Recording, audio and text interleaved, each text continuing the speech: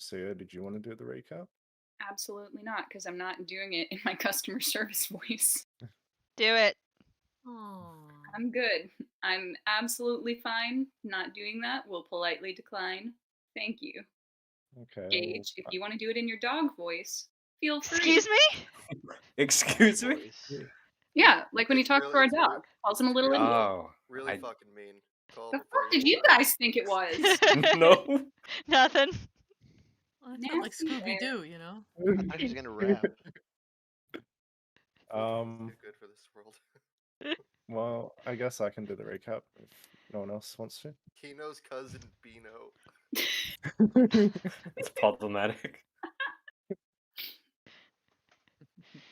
Okay, so as the party makes peace with Erastus's revelation about total lifespans, Erastus spots a floating earth moat surrounded by flying red dragons. They are flying around a floating cathedral that has a Gith symbol.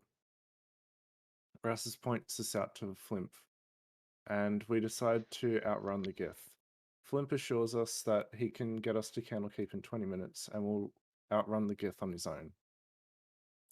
With Erastus's expert understanding of machinery, he stresses the core in a pattern that pushes the elemental to the limit, which helps the ship gain speed. Max can notice that with this added speed, the dragons can't gain on us, so we should be in the clear. Flimp is able to slow the ship to 60 feet a second and drop us within 100 feet of Candlekeep. Erastus flies Gretna and Co down, and Umbra casts Featherfall on Max, Pan, and Shaq. As we come to a stop in front of Candlekeep, we see the luxury of the place before us. Buildings look like ships, dragons, and have drawbridges between compounds.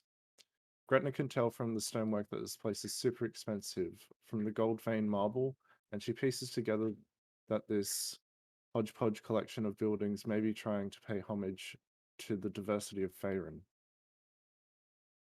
As we approach the collection of buildings, Kiri says that this is the home of his dreams, where his unicorn friends, Kin and Sunny, are.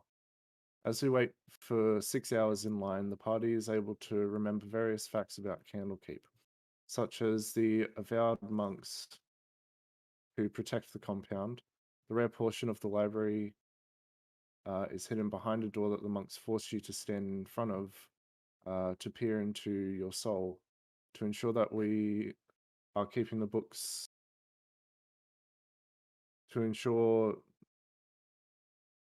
bit of incorrect grammar here, to ensure that they are keeping the books safe, and they will also confiscate any of our flammable items. As we discuss what books we will give, we met Zan Royland, a 60-year-old man who was rejected from entering since he didn't have a good enough book. He is desperate enough to pay us extensive amounts of gold. While the gatekeeper is off verifying our book, Zan offers us 1,500 gold and a favor for one of our spare books, which we accept. Our book is ultimately accepted, and the gatekeeper offers us further assistance to gain entrance into proper Candlekeep, not just the Court of Air. He tells us various facts about the Court of Air, gives us an unlimited bath pass, and tells us that when we try to go through the Emerald Door, we will be asked how we got a hold of the book from Greyhawk. CEO asks the gatekeeper about Balspawn and is directed on how to get more information about that failed legacy. We go with personal embroidery on every set. Erastus takes orders for magic items as Max inspects the Emerald Door. We all head to the bathhouse as Max does that and are amazed by the vast expanse of the different sections, ranging from mountains to jungles to beaches, all of which are connected by a lazy river.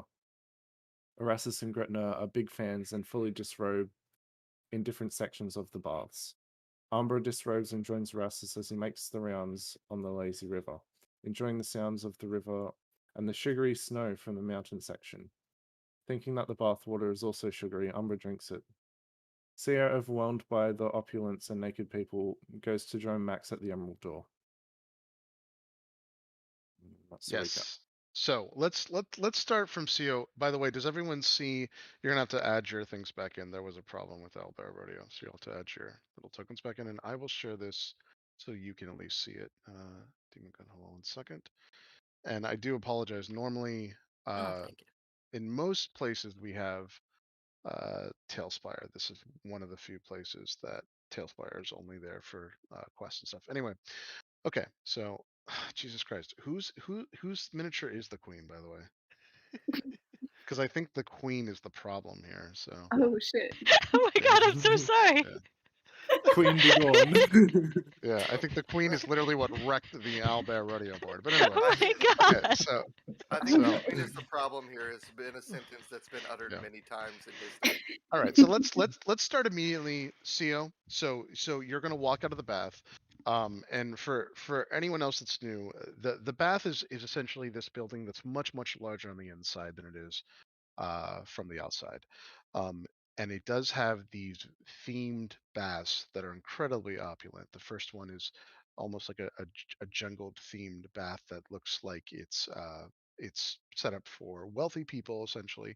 And then there's two sides, one that has like a whimsical kind of foresty feel, and the other side has actual snow falling down, which is pretty amazing. And then CO, we're gonna I'm gonna have you walk right out with Max, and then I will also show you guys what that door looks like in Discord very quickly. But go ahead and start your conversation. Yeah, she would kind of just go ahead and leave. Me as a player though, I'm curious. Jess, I know you weren't here, but we all got robes and we got to embroider them with anything we wanted, and I'm just curious what you would get your robe embroidered with. That Like- is a good question. Let's do some housekeeping. Yeah, so everyone got a chance. So what do you want on that robe? It's like a mother of pearl, like whitish robe, and it has embroidery that's in gold stitch. That is awesome, amazing. I'm gonna have something in Goblinoid embroidered on the back of his robe, like a title. It looks like, big bold letters. Like he wants people to see it, but doesn't really care if people can read it evidently. I do remember hearing at some point that Gretna is normally wearing a helm of comprehend languages. Yes. So she would know that it says commander on it. Yep. So perfect. And so CO, as you meet up with Max, this is the very first time, and you saw him when you came out through. This is the first time that you see any of the monks or whatever they are with a purple robe. Looks very similar to the photo. That is a Canon 1-to-1 picture of the Emerald Door, Oof. and it does have a translucent. So so everyone's clear. The translucent emerald that is the actual door does look like it's made out of solid gem, and it does glow slightly from the inside. Those eyes do move every now and then. They subtly move, and they also look like they're made out of either glass or emerald or other things. And if they are carved, they look like they are artisanally made. Same thing with the two statues on each side. Look like monks reading. Okay. Yeah, I feel like after leaving the party, she is just gonna go head towards the door, knowing vaguely that's where Max had gone after we got the robes ordered. Does Max look like he's talking to someone, or is he just kind of Just absent-mindedly staring at the door for now. Yeah, he's just staring at the door for Max is Max is just sort of standing sort of in the middle, maybe of a crowd. I don't know if there is one, but he's just sort of standing out in the open. Yeah, Just very few people out in the open, just Max. staring out the door. Yeah, there's very few people out in the open. The monk or whoever that's out there is literally just ignoring you, and looks like he's doing something with a book. He has a book in his hands, and he is like slowly reading it and mouthing things, completely ignoring you. There are only 20 people in the entire Court of Air, and they are busy going back and forth. Some of them are going into this building here, as you guys notice, and some of them are trying to open this door to gain entrance into what looks like these must be the place that he was talking about as the greater libraries. Each of these contain a library to itself.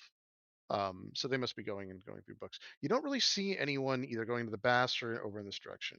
And like I said, very large space, only 20-30 people. So it looks empty. Okay.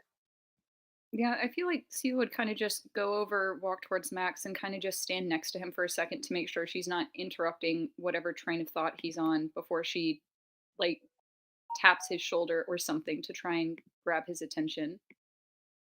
As you get within roughly 5 feet of Max before you even come into his peripheral vision, he says, "Hey, Sia. Sorry, was just thinking about some stuff." No, you're fine. I just wanted to make sure everything was okay. The door's rather opulent, but wasn't sure if that's exactly what you were staring at. And she'll kind of just look down the door and take in those details of the moving eyes and the monk in the robes and all. Is everything okay? Well, I would be lying if I said no, but frankly speaking, I'm not sure where to start. Just past few days had a lot on my mind. Yeah, you and me both.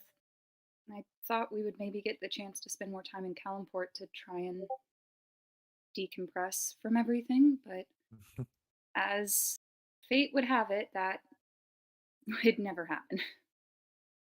But, maybe here? And she'll kind of shrug and chuckle, knowing our track record, unlikely. Come on, you just jinxed it like I jinxed it back in Calimport, so yeah. Well, at least it's not you jinxing us again, then we would have a problem. Well, you may be right. Where's the rest of the party gone? Well, I think they're all in the bath. I don't think anyone else walked out. They're just enjoying the chance to actually get to unwind. But seems that's the plan for right now. Just try and enjoy ourselves what we can before we go and make reservations. Do you want to go back? It's actually really nice. I didn't think we'd see anything as fine as we did in Calimport, but again, I'm wrong in that assumption. But maybe it'll help you unwind, try and calm you down, give you some time to think and decompress. Yeah, I'll take you up on that offer. Cool. And let's get Could going use a before bit of a anyone break. starts to miss us. Sure thing. Okay. So you guys are gonna walk back to the baths. Yeah. And as they do so, Sio's gonna remember Max had let her borrow his jacket and like quickly try to take it off and like fold it and hand it back to him. Since it's what's the weather like here? You just said it was kind of rainy, but it's not cold like it was in Calimport. Like it's not snowing. Correct. No, no, no. It's rainy and whatever, but whatever has happened has seemed to have dissipated. It's a little cool, but it's like a 69 degrees. It's not necessarily too warm. It's pretty cool. Okay. Then yeah, she'll just fold up the jacket and offer it back to him and thank him for letting her borrow it. But she doesn't want him to think 20 she's degrees a thief Celsius, or got it. something. Huh? Sorry, Fahrenheit, 69 20, degrees. 20, Yeah. 20 degrees Celsius. Ooh. Yeah. Yeah. Yeah. Yeah. And it is still murky and a little overcast, exactly like when you guys came in. That is correct. Yeah. Max will nod to see him. Glad you remembered. Yeah. And so as you guys take the quick walk beyond the court, Max, once you actually come in and see this place, you're again hit. This is the very first time you've smelled it. As you open the door, that it's almost like a eucalyptus and mint smell hits you, and then all of a sudden you are inundated with this uh, amazing smell of just like freshness, like pine and citrus and a couple other things that mix in to make this incredibly pleasant. And then you are also taken aback immediately on the fact that when you open the door, this is a large, grand building, and it's one of the smallest buildings in the entire Court of Air, but it doesn't look like that from the inside. A matter of fact, there are 3 main public baths. One that looks like a very opulent. It's supposed to be a makeshift jungle. Some of the trees are even miniaturized. They go all the way back in a very very long rectangular bath. And they actually have the actual sides of it too do have like embellishments that go up to it. But then you notice that there must be rooms beyond that. There's probably the private baths. So you don't actually have to take a bath in public if you don't wish to. There are actual private baths as well, it seems like, in other rooms. There's only 50 or so people all together within it. None of them are bashful, or it seems like they've been doing this for a while. Most of them look like they could be monks. There are a few, like there are like a couple of lodgerins and other people that look like they could be seekers as well, that are visitors of some kind. But Max would head to the public baths. yep. Okay. And yeah, All right. hop into the baths and just relax. Yep. Yeah, so you go into the center one, and it is the thing that hits you the most is that once you actually get in, somehow the water actually does seem to give you like a tingling sensation, and it's almost like it leaches out all of the dirt on you, and then that dirt dissipates into this mist that smells amazing on the top of it.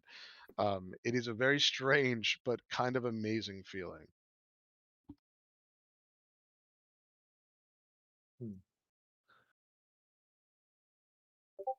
Max is gonna see if he can find anyone else in the baths. Yeah, Anyone of the party members. Yeah, so you have a couple options. So all the way in the back, there is what looks like a male Eladrin sitting with another uh probably probably wood elf, but you're not exactly sure, some kind of elf.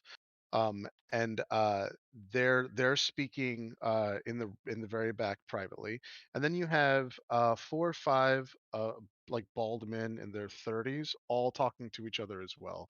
You recognize this at this point. They're probably avowed, if you had to guess. Okay. Are there any members of the party around? Yes, so matter of fact, I think who isn't in the bath at this point? I believe everyone is. CO yeah. is not. Oh, right, that's right. Sio is not, and then Shikulu, what did you want to do? I'm gonna say that's when everyone else started getting in the best. Shakulu would have joined them just with a bit of a grumble as like he settles into his seat and just in, vacation interrupted, but it continues. Yep. Yeah, I think Max would probably try to go find Shakuli. Yeah, and all of the baths are connected by a lazy river. The 3 public ones are all connected by a lazy river. Right now, you're in the main bath. There's literally a bath that is snowing connected by this lazy river on the other side. And you could tell that the warm there is a little bit hotter because there's more steam coming up. And then on the if you're facing the baths like forward, you have that one's on your left side. On the right side is one that's made to look like a whimsical forest, the likes of which you've never seen. And that one's certainly different. Erastus is actually swimming between all of them, as he said last session. So you see Erastus doing that on his back. But yeah, you can move over to Shikulu. He's also in the main bath. You said there was a snow one that had actual snow, like raining Correct. down. Correct. Is This that place There is is, incredible. Yeah. So for the people who didn't get the very like elaborate description last session, so this is how it works. There are 3 main pools. The first one is this very elaborate jungle setting. Parts of the bath actually on the sides of it, it's so elaborate that it actually has gold gilded structure, like little like triangle structures on each of the 4 points. It looks really truly nice, like fit for royalty essentially. And then there's a lazy river that connects these 2 baths. One of the baths on the other side, it's a smaller, almost squarish pool. It has real snow and is made in this like almost like winter wonderland. The snow is also edible, so when you eat the snow, it actually tastes sweet. But it is colder on that side with a warmer bath. On the other side, It's a circular pond, and it's meant to look like a whimsical enchanted forest, literally like what you've never seen, because there's vegetation over there that you've never even seen. Some of the plants have a soft glow to them and are translucent. Again, this place is absolutely impressive, amazing. You've never seen anything like this. Yeah, so Shakulu would be in the snow area. He would have started off like gathering like clumps of snow and like back leaned up against the edge of the pool, head leaned back, piling the snow on his forehead just because he likes the temperature contrast. But Yep. as it would drip down, like I'm gonna say Max approaches and he would see Shakulu licking his lips, just getting some of that sweet water that's coming off of the snow. Enjoying yourself there? He doesn't open his eyes and he says, thankfully, yes. Seems like we And never left Kalimport. as Max approaches, now that sort of all the dirt and grime is properly off him, you can sort of see like all across his body, he's got a wide variety of cuts. A few notable ones that you do notice. Let me grab them real quick. Some of the notable cuts that you see is across. Well, first off, there's one around his neck, which is now more apparent from where Gretna sewed his head back on.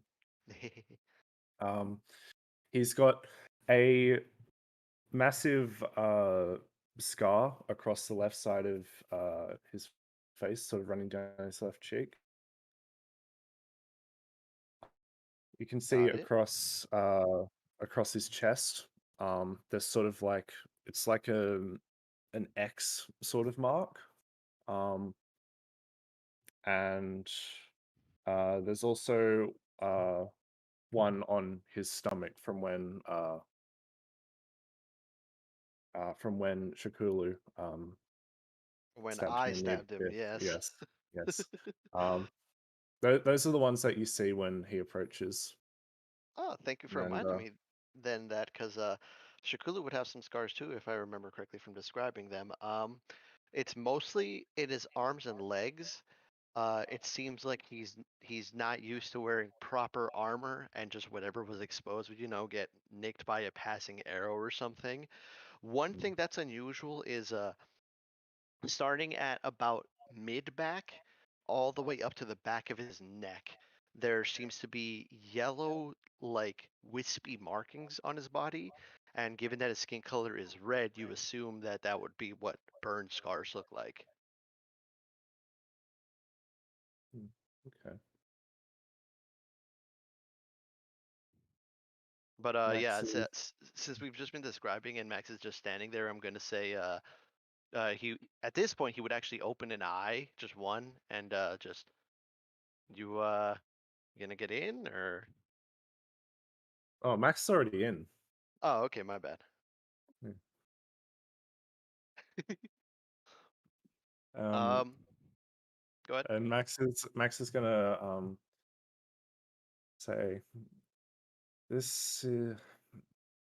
I've only been here for what, a minute now, and this is what I've needed, to be honest. Ooh, we got some of it back in Kalimport, and I would give it 2 more days until I get anxious. I Since think you guys should. I think both Pan and Gretna are in that area too. Yes, you are. You totally are. And you guys can move over to them as well or whatever you want. But yeah, We're just watching absolutely. Shakulu and Mac explore each other's bodies. Yes, God. exactly. Yeah. That's just Yeah. Okay. Now the other things that you notice, all of you would notice in this section too. At this point, everyone started to notice that the bald men that are in here are slowly starting to like eye you and whisper to themselves. Now, this is not just Shakulu and Max. This is everyone that's in the bathhouse. I mean, we All are a from- motley crew. Yep, but they have started to like whisper and. And Umbra's gonna come Yeah. up and break the surface of the water and just take a big breath of air. Yeah. I'm assuming they're Umbra- whispering because we're the yeah, people Umbra who was- brought the amazing book that's gotten around. Well, one thing I guess that Gretna and Pan would probably see from a distance is that across Max's back is this one massive scar that just cuts down from the back of his right shoulder all the way down to his lower waist. Um, It's a very noticeable scar. nice. Umbra coming up. I'm just gonna hand wave and say that he came up near Max and Shakulu, and Shakulu like his feet kick up a little bit, like he's trying to like back off, but once he realizes like it's just you. You seem more lively. You weren't very comfortable back in Kalimport, he says to Umbra. Well, it was less that. It was more. I was overwhelmed. That was my first major city. That was my first magic shot. Did you time yourself? How long could you stay underwater? Like 3.5, 4 minutes. I kind of lost Listen count. at you. Pathetic. Hearing Pan, Shakulu looks over at her, and then he like very obviously turns his head away from her, and like his cheeks turn a little yellow.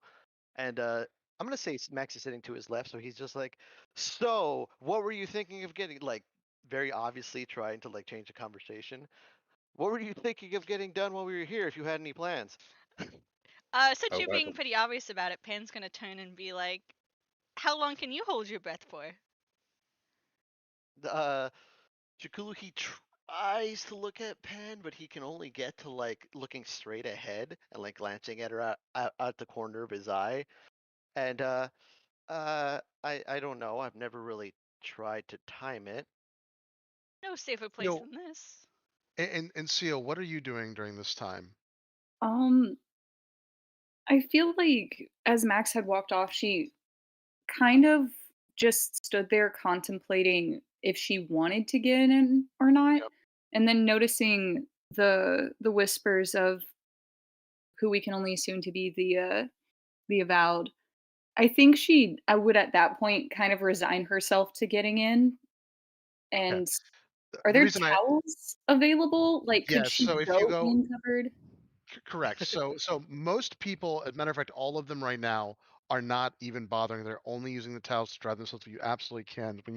If you go all the way to the back, this is what you see. And the reason why I asked is because you would all have also noticed that Sio was not in the pool. You see Sio walk to the back. So Sio, there is a there. So there are several doors. So this is very confusing because there are what look like 10 to 20 doors. At a quick glance, you don't know how many. There's more than 10, less than 30, probably in the realm of 20 or something. So this is hard because you're like, oh, what? You're kind of looking around. You're going through the doors. You do see a door labeled towels, and as you open that door to get into it, the door is warm. As you open it up, you see a hallway that looks impossibly long, um, that should not exist within the structure, and almost it's a little frightening because if you were to walk in, you can't actually see the back of it, but there are towels that are on what look like these cedar like placements to go and find the, and basically it's just set up as very convenient. Once you go through and actually like hold one, they are all warm and they're made out of something incredibly soft. When you take that towel back, none of you actually, just you guys just went in and didn't have towels. The good news is though, is once you get into the pool, there are avowed that actually work in the baths, and someone at this point has all come and set a towel next to where everyone is. Besides Erastus, who's swimming around, and once he settles into where he's going to, one of the avowed is also going to put a towel next to him. But Sio, you can certainly grab one, and you do, and it's very, very, like I said, warm and very soft. And you can put a towel around you. Just put a towel around you, and then get in if you'd like, for sure. Yeah, because she's kind of overwhelmed by the situation. This is not something she's never been to a bathhouse before. So she's kind of confused as to what to do. So she'll find someplace private to get undressed, like walk out with a towel on, but as Yep. she gets fully submerged in the water, she'll take the towel off. And at that point, because Sio's clothes, they cover her pretty much everything but her neck. So as she gets in with the party, they'd notice that she actually has freckles all across her body. And then it looks like on the back of her shoulders, she has 2 or 3 different, like 1 to 2 inch long scars, and they're straight, but they're this very dark purple. So they stand out. And then there's a second scar. It's very fine and faint, but it's silver and it's right on her chest, almost above her heart. But she'll get in, take the towel off once she's fully submerged in the water and kind of just put it off to the side and wade over to wherever the party's at in the mountain area. Cool. And she'll have Kiri kind of join in as well because he's probably stinky. Yep. I'm gonna say at this point that Shakulu has been gathering up and actually packing a snowball, assuming this stuff actually packs, and he is holding it up and he stands. I'm assuming like standing, the water gets up to like waist high, and he's like holding the ball out, like hefting it in his hand, like he's getting ready to throw it. And he looks at Umbra because he was just swimming around holding his breath, and then he looks at Pan because she's been, egging them on, and he says, "When it hits the water, we go." What? Sorry, by the what are way, you implying? Don't. Are you implying a you- breath holding contest with the Triton? Is that what you're doing I- right now? Pan is gonna I win forfeit. this. I forfeit this one. I'll I'm be the putting my money on judge. Pan. I'm also betting on Pan. I am also putting money on Pan. As he hears all this, Shakulu, like, he looks sort of annoyed. He says, "Because I don't know what she is." No offense if that's offensive. And all these reactions, I'm assuming I'm gonna lose. But I What wouldn't be they a are. warrior if I didn't go through with it. And he chucks it as Yeah, high yeah, as yeah. No, let's do this. Let's see who wins. Let's see if you could beat Well, me. Shakulu's about to go. Max is gonna join okay. in. 'cause- Everybody do the betting pool Flash while and we're salt. underwater. Should we hold him underwater until he wins? Yeah. And I'm- Shakulu throws the snowball in the air and he like I in mean, a ready stance. And as soon as it hits the water, he dives in and Yep, holds his same. breath. I'm Yep, backing Max away does from the this same. whole affair. I'll go under too, and my hour-long timer starts now. Great. So we got plenty of time then. I'm Yeah. backing way up from Right, all this. so Yeah, it- so Shakulu, so after it's just between Max and Shakulu, but pretty much. yeah. I'm just sitting So there if- watching them. If Max and Shakula, if you actually want to go Right? through and try, you can actually make a Constitution saving throw after 60 seconds to see if you can keep holding it. Well, Nice. isn't holding breath like 1 minute plus your con modifier? It's Yes. 1 amount of minute. minutes? It's 1 minute plus your con modifier, but since we're doing a contest, you can make active rolls if you want. Yeah. Okay. How would The spare problem the is this is dying work dangerous. on that? This is dangerous. Keep in mind, it's dangerous. The more you push, the more dangerous it gets. Though you could theoretically lose consciousness. So Yeah, that's why I'm making you run the con modifier. Yeah. I'm not suicidal. I don't know why everyone's assuming I'm gonna fucking pass out. But yeah, You're a like- warrior, that's why. Jesus Christ. With all the egging, Shakulu's eyes just lock out, and a little bit of, I believe who has the highest con modifier because you have advantage on the DC. What's is it you Max or Shakulu? Con I have modifiers? a +2. I have a Plus two. +3. Okay, so your DC is lower. That's fine. So yeah, if you want to try, you totally can. It's So con saves, you said? it's a little random. Yeah, so it's basically a con save. Yes. Okay. Alright. I'm just gonna start talking in Aquan to Pan, Oh, like no. just chit chat. while they're, like, Yeah, that's like 15. I'm really- just doing that's like really holding their breath. we're Both of just you- like so- playing patty cake.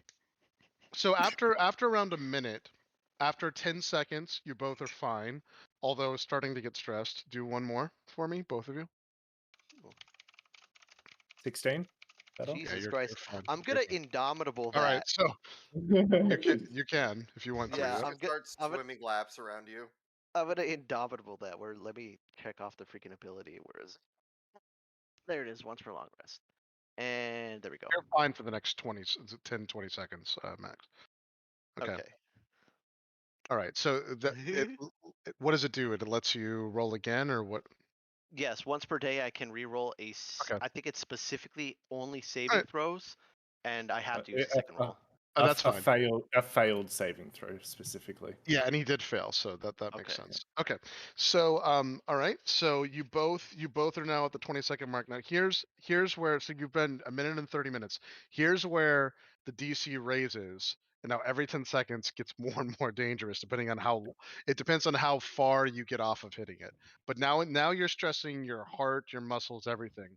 Go ahead and try another 10 seconds. Go ahead and do con saves. God damn. 17. If this, yeah, Okay, if this, so you are barely holding it together, Max. You're doing pretty good. You're doing really good. You're actually impressed. You're gonna go for a minute 45, a minute 50.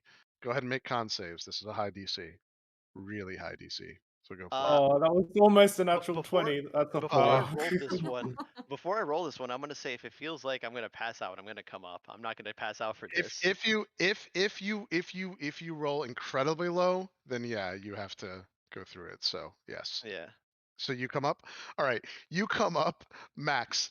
So Max wins, but then you guys notice that Max is actually having problems surfacing. It almost as if he goes through and like gasps out, and then you stand up, and Max is choking. I would and, help like, Pen, like I would incredibly- help Max get out of the water, like as soon as I saw him having issues. Yeah, Max starts choking. He has all water up. You did win the contest though, Max, between Shakulu, but he only stayed like it was only 2 seconds or so.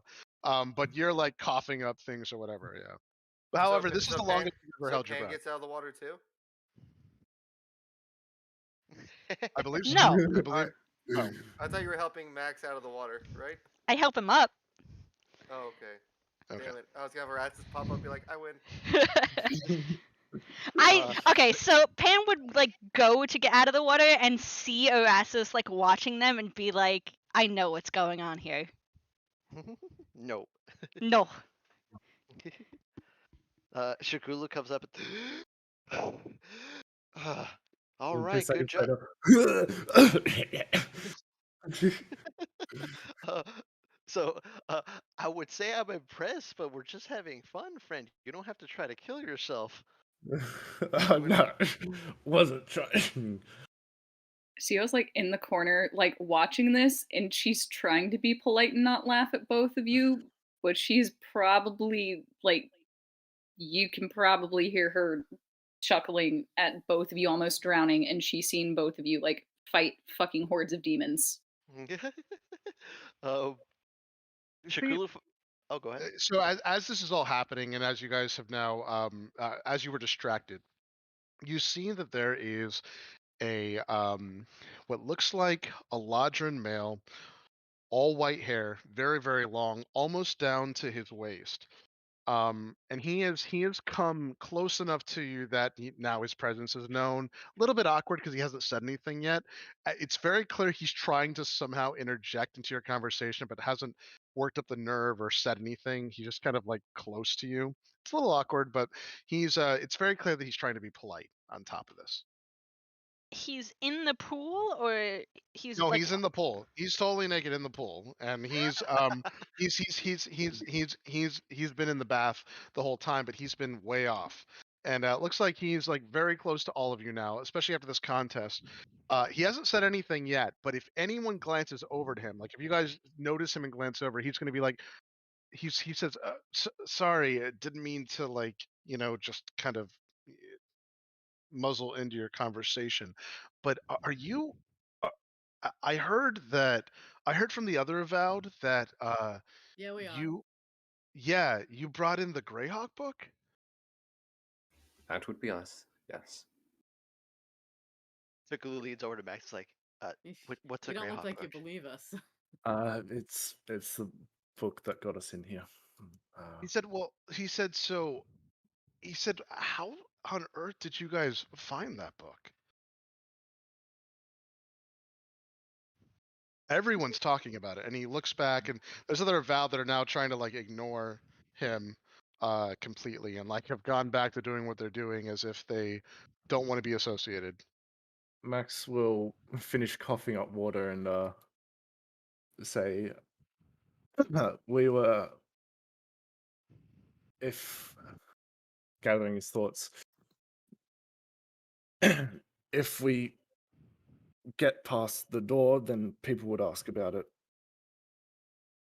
I don't think we should tell you. He said, "Yeah, I mean that's fair. That is what will happen. They are going to ask you how you got the book. It's just everyone's talking about it, and uh, it's very rare that when people, seekers especially, get admitted entrance, that they also get an invitation to get into Candlekeep proper. So there's been a bunch of rumors, and obviously, and he looks over at the group and he says, obviously, you look like you're capable people, and you kind of stand out, given that you must, like, we've been taking bets, but I'm guessing you're like adventurers, like, you must be. Is that right? More or less, yeah. Adventure finds us. He said that is pretty incredible. This is like a story almost. Like it's like you're actually real adventurers and you have a book from Greyhawk. This is amazing, kind of. He said, Anyway, my name's Adrian, and tell you what, I don't mind giving you like information, but let's trade. I'll give you as much information as I'm allowed to, and I can freely, of course. There is certain things that I'm not allowed to tell you as an avowed, and you can tell that I'm different anyway, as you can see. And he points to his hair. Everyone else is bald in the thing. Mm. He says, "I can at least tell you about some of the ranks, maybe, and how the readers work. And then all you have to do is promise me afterwards that you also tell me how you found such an amazing book." Max will say, maybe after we've had some time to relax. We've been through hell over this past week or so, and we'd like some time just to relax and gather our thoughts. He said, Maybe Yeah. after we're done, we can exchange information, but "Sure." as for right now, I will have to humbly decline No, on it's behalf of totally. the He said, party. No, it's totally fine. I'm being a little rude anyway. That's fine. Yeah, just pretend that I didn't say anything for now. But if you do decide that you'd like to take me up, I will absolutely tell you everything I can, and just come and find me. Um, by the way, My name's Max, by the way. oh, he said thanks. Thanks, Max. I'm Adrian. He said also, if you have any questions about the House of Rest or the Hearth or anything, just let me know too. I can help with that too. And he says, but enjoy yourselves. Right. Adrian, Yeah. where can we find you? We're still getting our bearings. We have only Well, been here maybe half an hour.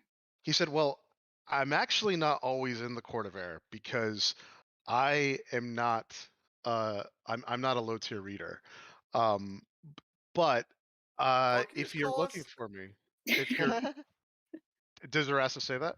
No, I'm underwater. I'm not even hearing this. Yeah. Yeah, he says, if you guys like really are promising to do this, I'll make sure that I put my workload inside the Court of Air so that I can easily find you." Okay. Well, I imagine we'll make our way to the House of Rest sometime this evening if you are inclined to visit that sort of place, being as high rank as you are. Yeah, he said, of course. He said and I mean, this is a big moment. Like you guys don't understand how rare that book is.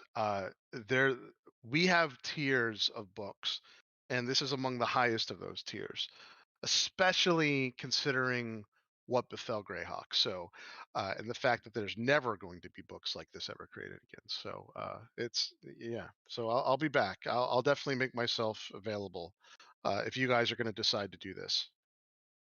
Okay, then. What's your highest tier book? He said, "I'm sorry." Hi, I'm Umbra. What's your Hi, highest Umbra. tier book? What's the highest what book? The highest tier book you have.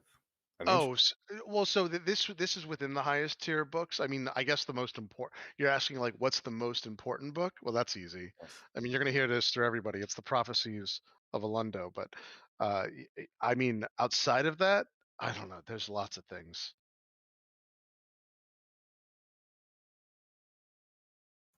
Oh, well, that's interesting. That I wouldn't know what that I wouldn't have heard about that at all, right? Make a history check. Very high DC, but it is out there in the world. I Ju- mean, Just, Zumber, one, he's gonna get like a 35. It Probably. was one real thing. bad. Only a 14. Just one thing. Yeah, no. So no, Was that a nat you, one? you've not actually heard No. of it. You've not actually heard of this. I only get a +9 to Oh, right, history. your Arcana is +8. Only. The history guy's underwater right now. yeah. Like, Just trying just to one tickle thing. Pan to make Just Pan one go thing. up. Pan, you said that Pan's underwater. earlier Blub, blub. you Yeah, helped we're Max out of the water. we're not here, dude. I like buoyed. God, what's the fucking? I like pushed you up. But I'm in a staring contest with Erastus right now, so I don't. Yeah. I didn't surface. Occupied. Erastus is trying to tickle Pan to make her get the fuck out of the water. Out of character, is the Greyhawk book we gave him, was that from before I joined this group? Yeah, I think we found it when we found Within Replier. the Tomb of Horrors, right? Okay, Yeah. I just wanted to It make was sure. like early on. Yeah, we held on to it for so long, honestly, until you mentioned it. I forgot we fucking had it. The Yeah. Greyhawk Yes. book was actually found within a piece of Greyhawk within the Tomb of Horrors. Mhm. Yeah. Okay, I just wanted to make sure. I think that was from when Henri was there. Yes, I think we found it right before Henri joined us because Sio had touched Replier, I think the session before Henri appeared. Because Docs had just died. Yeah. Yep. For the right people, that book is obviously infinitely priceless. So yeah. You guys happen to set this as an out of game. You happen to use this as a interest to Candlekeep, but I mean, it's worth some royalty, probably, I don't know, 30,000 gold at least. So Fuck. Did you read it before you, out of curiosity? No, none of us did. We forgot we had it. Yeah, we totally forgot we had it. Our wizard died. Tyler, our wizard died. They were the only one who was going to read it. I've suddenly fallen ill. You have, looks like you can check it out now, so. I'm absolutely going to be checking out that book. out of character though, it is incredibly hard to get entrance into the main of Candlekeep, regardless of how the module is written. In this world, it's super hard. There's no guarantee that all groups are going to get access. The only reason why Group A got it was because I knew that they would be leaving it. So just as an FYI, that's one thing to keep in mind. It is incredibly hard to get into the past the Emerald Door. So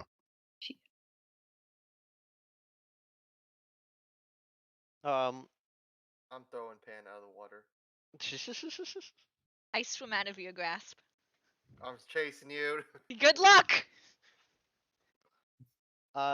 There, like, there's a lot of turbulence in the water, like two fish fighting each other, so like Chikulu like takes a side eye to what is going on down there. Chris, sorry, real quick. I'm going to Yep. swim into the tunnel connecting the pools, and I'm going to cast a wall of water behind me. Oh my god.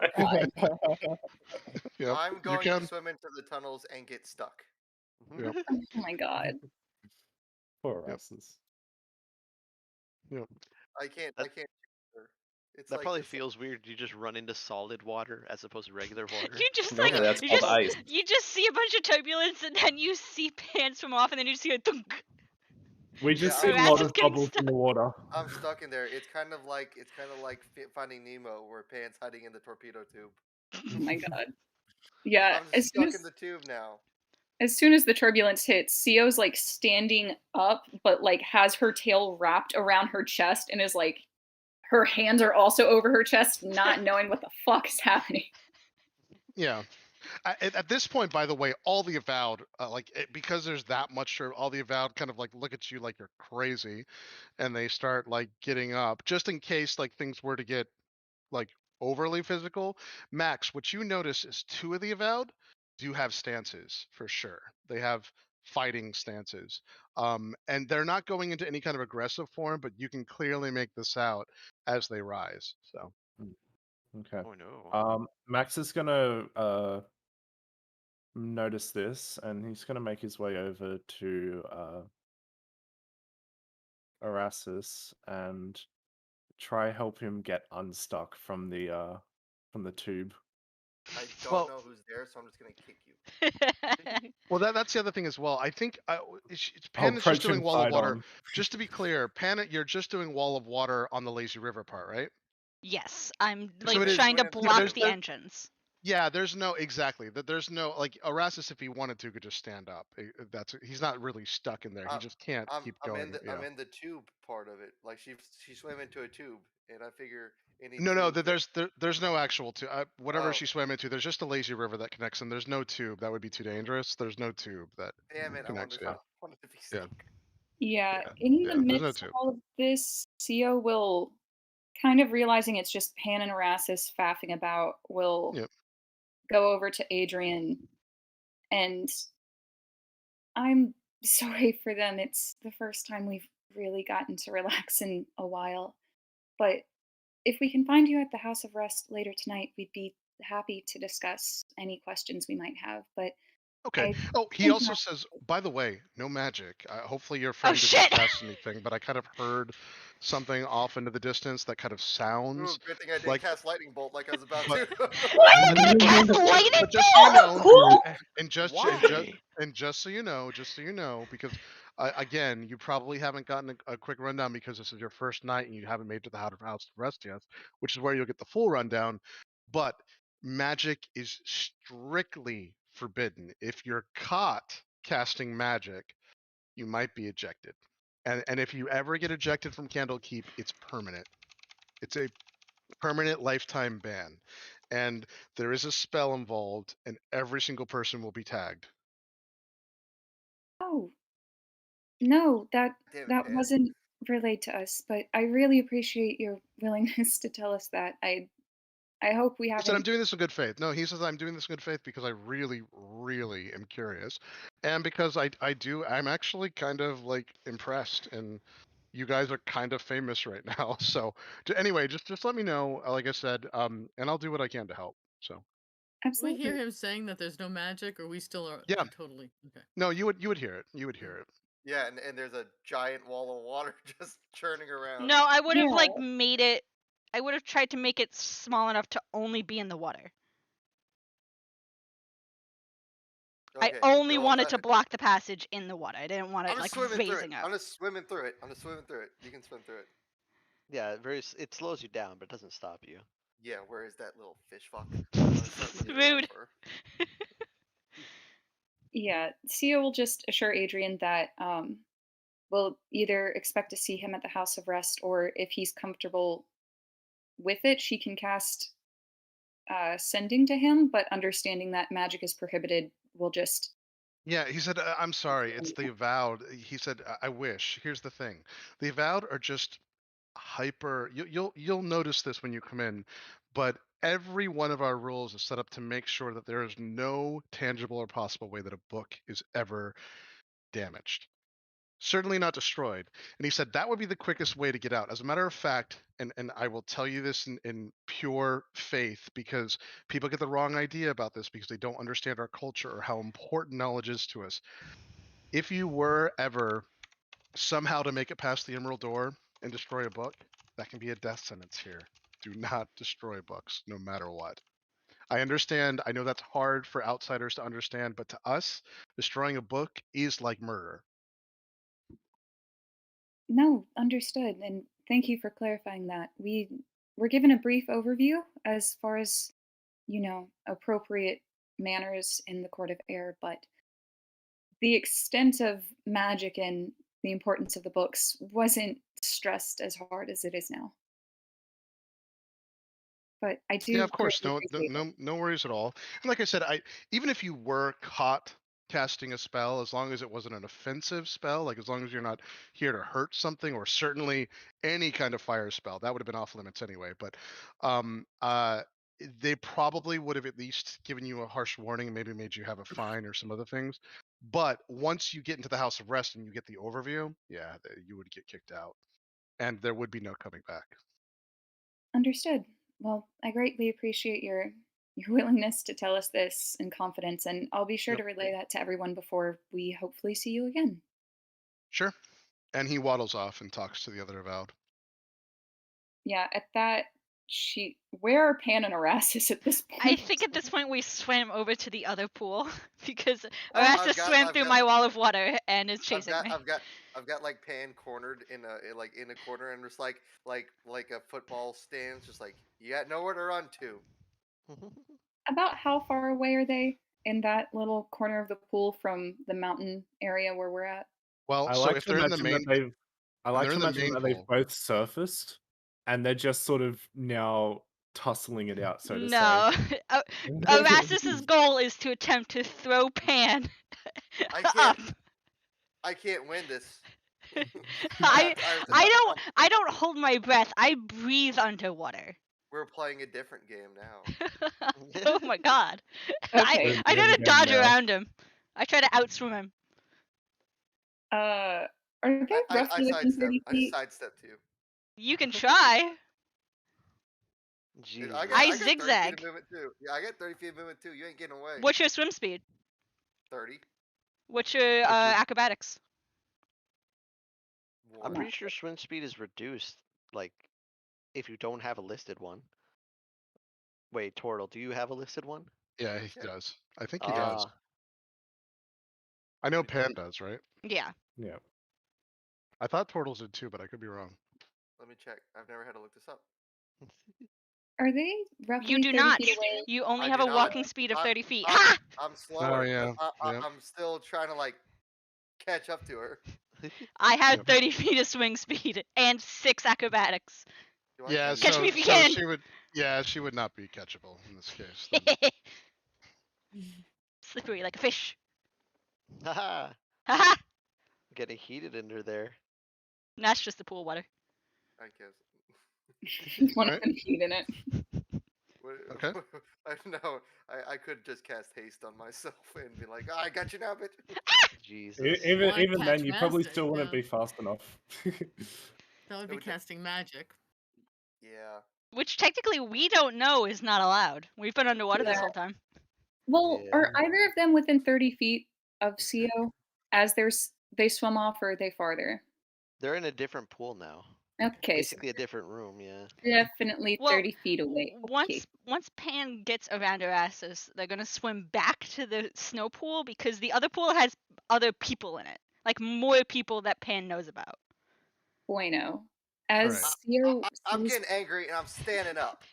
I also love the Ah, idea alright. of Erastus pulling out a little shaving of licorice root to cast the.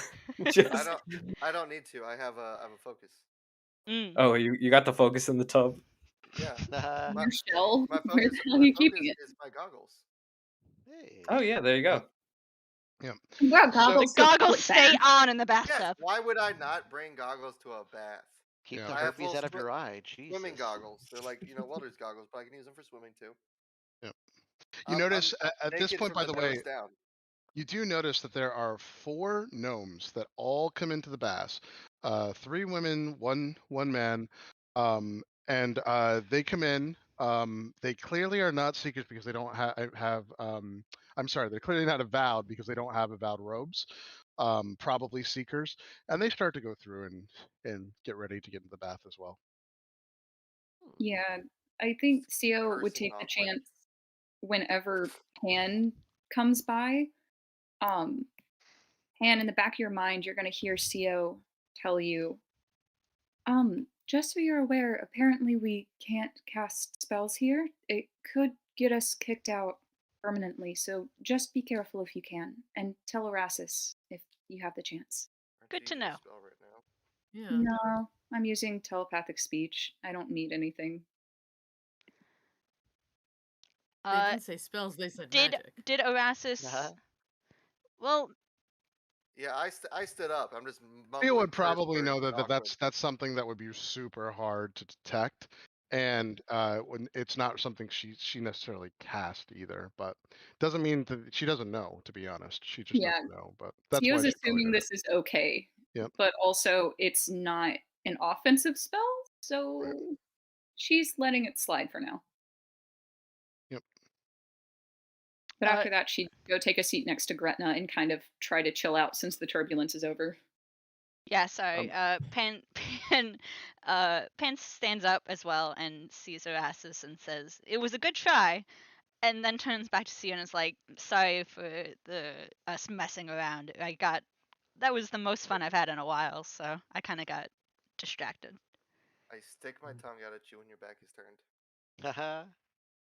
Theo will just smile at Pan. You're not in trouble. I just wanted to let you know that's what Adrian had said. Apparently, Who? the Eladrin? Who? You weren't up here for that.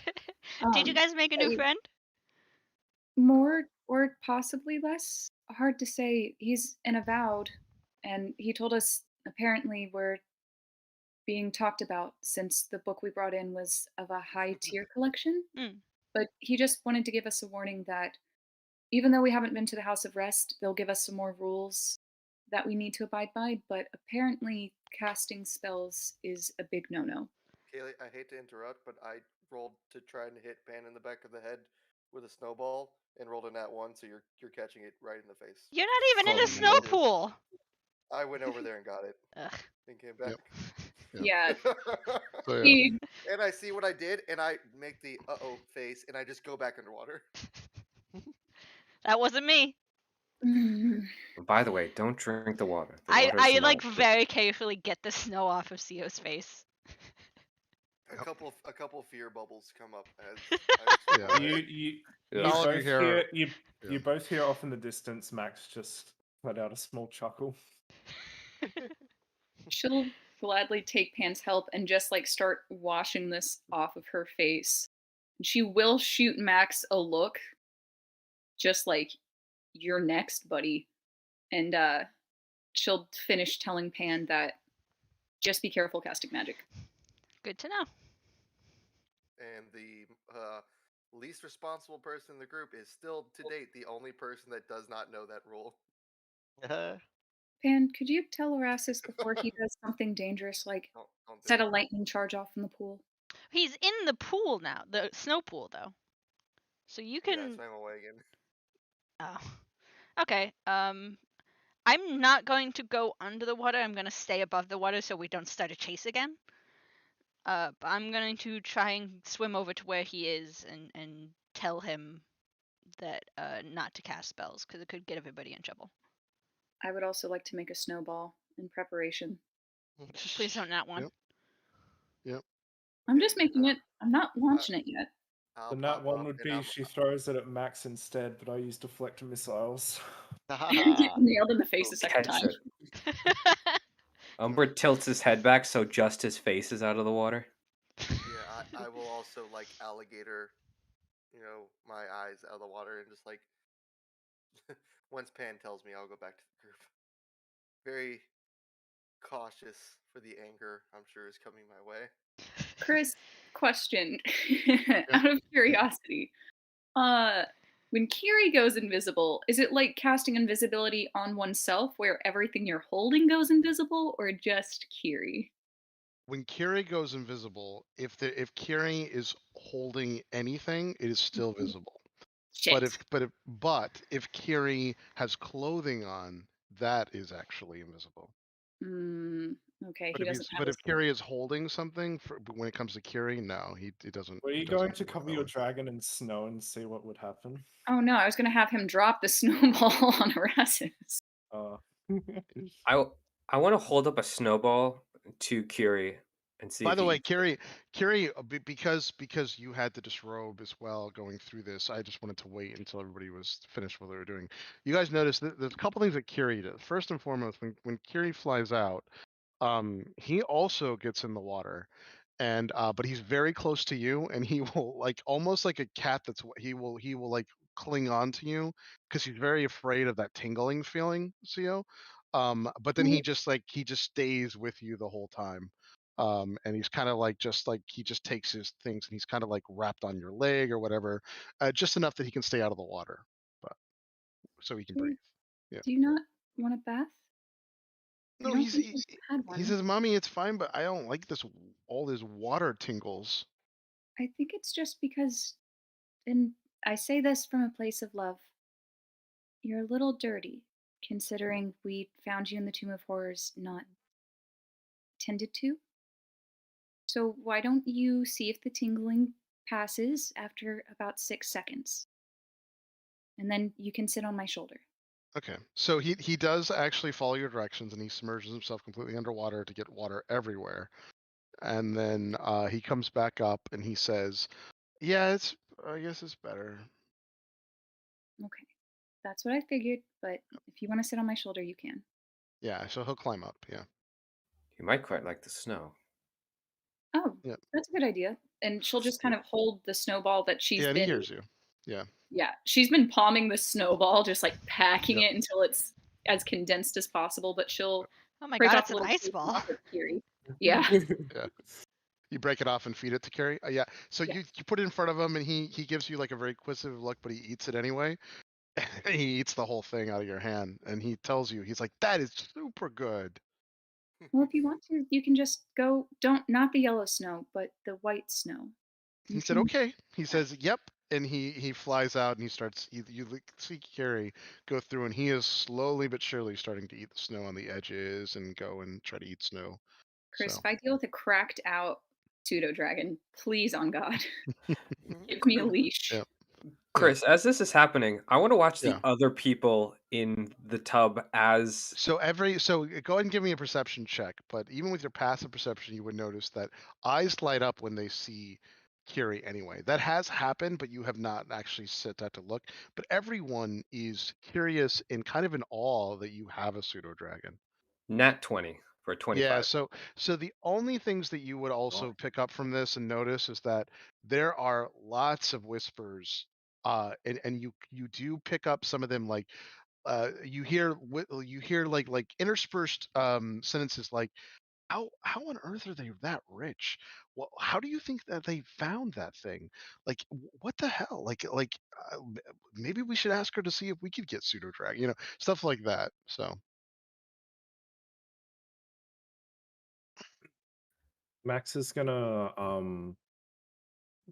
he's gonna grab his towel and wrap it around his he's gonna wrap it around himself and sort of hoist himself up just on the edge of the bath. And he's gonna uh talk to Shakulu, saying, "So, do you have any stories behind those scars of yours? Uh, Those those uh, those burn marks look nasty." Shakalu's been paying attention to just the whole underwater battle over here with the submarines, and when he sees Maxim, you said you got out of the pool, right? Yeah, so he grabbed the towel that was set down for him. He wrapped it around his waist and such, and then he sort of hoisted himself up on. And he's sitting on the edge of the pool now. All right. Shakulu, he does the same. He like does a little pull up, and he just sits there, no towel, and he sort of like leans in and says, "To be honest, it was a failure." And he's purposely keeping his voice low, not wanting people to hear. And he says, Max leans in.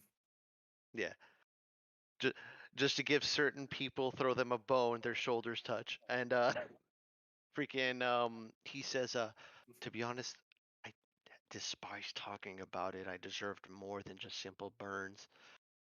I lost an entire company." And he grits his teeth as he says this. Well, I won't pry about it.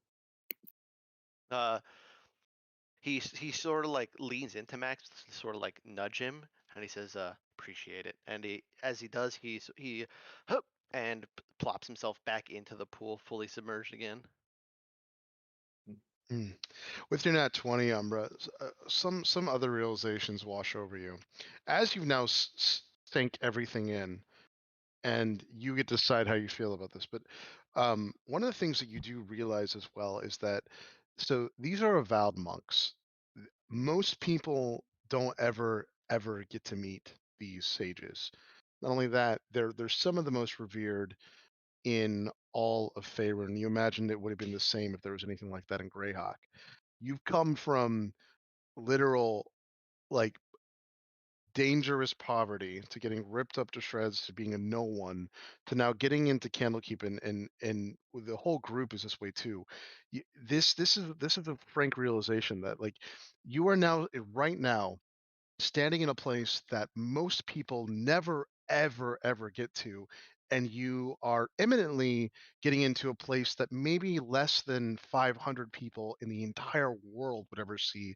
And these people, these renowned people, some people that live their entire lives to even get a glimpse of an avowed monk who deeply respect them, they are looking up at all of you thinking that you are famous and you are more important than them. And that's a harsh realization, or whatever, not necessarily harsh, but a very frank realization that you have getting into all of this. I'm getting out the pool. Yeah, Umbra would just he would kind of stop and like upon realizing that sobering thought, he would he would just get real pensive and like just a little bit of tears would well up in his eyes just of pride. Gretna has been really quiet this whole time, just watching everything. And the different reactions everybody has, I think she would notice Umbra all of a sudden start crying. Almost. You okay? Yeah, I never thought I'd get here. Oh, you like books, right? No, this is, I mean, it's not just that. Nice stonework too. It's, I mean, look at this place. Yeah. Look at, I mean, from where I'm from everyone's from. To be here, I mean, it's a miracle. Yeah, it's pretty nice. How long they'll let us stay?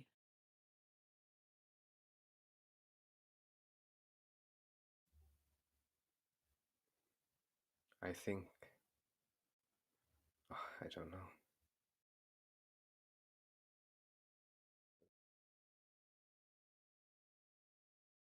The next stop on this journey, just so everyone's aware from the other guy that went through it, and this is not meaning you have to do anything now. The natural inclination and what he said, because I think a lot of people missed it, is that you get your robes, you take your bath, and then you go to the house of rest. That's the natural progression. Everyone will remember this. I just want to make sure because it was last. Yeah, and Erastus has left the pool and gone to the steam room.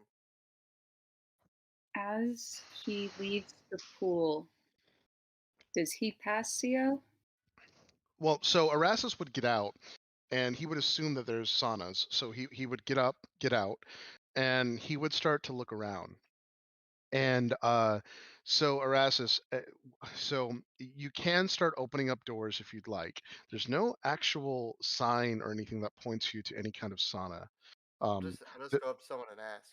Yeah, I was going to say there are avowed that are fully clothed, and if you want to go up and ask, one of the avowed softly says, "Of course, we do have they're kind of like saunas," and he ushers you over, and there are two in the back, in the very back, there are two what look like stone column pillars. They don't look like they have any doors at all.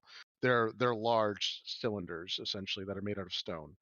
Um, and what he does is he says, "Are you ready to dry off now?"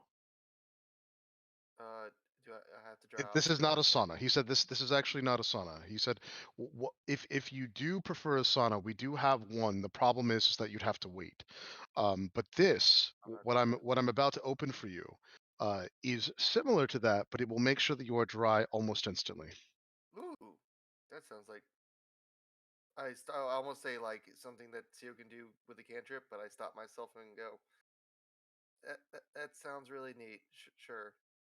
So he says anyone can do this. He says watch, and he takes his palm and he just rests it on the pillar, and after 3 seconds or so, the whole pillar shifts, and there's as it shifts open, it's like there's a seamless door that opens while it's almost like it's just like turning.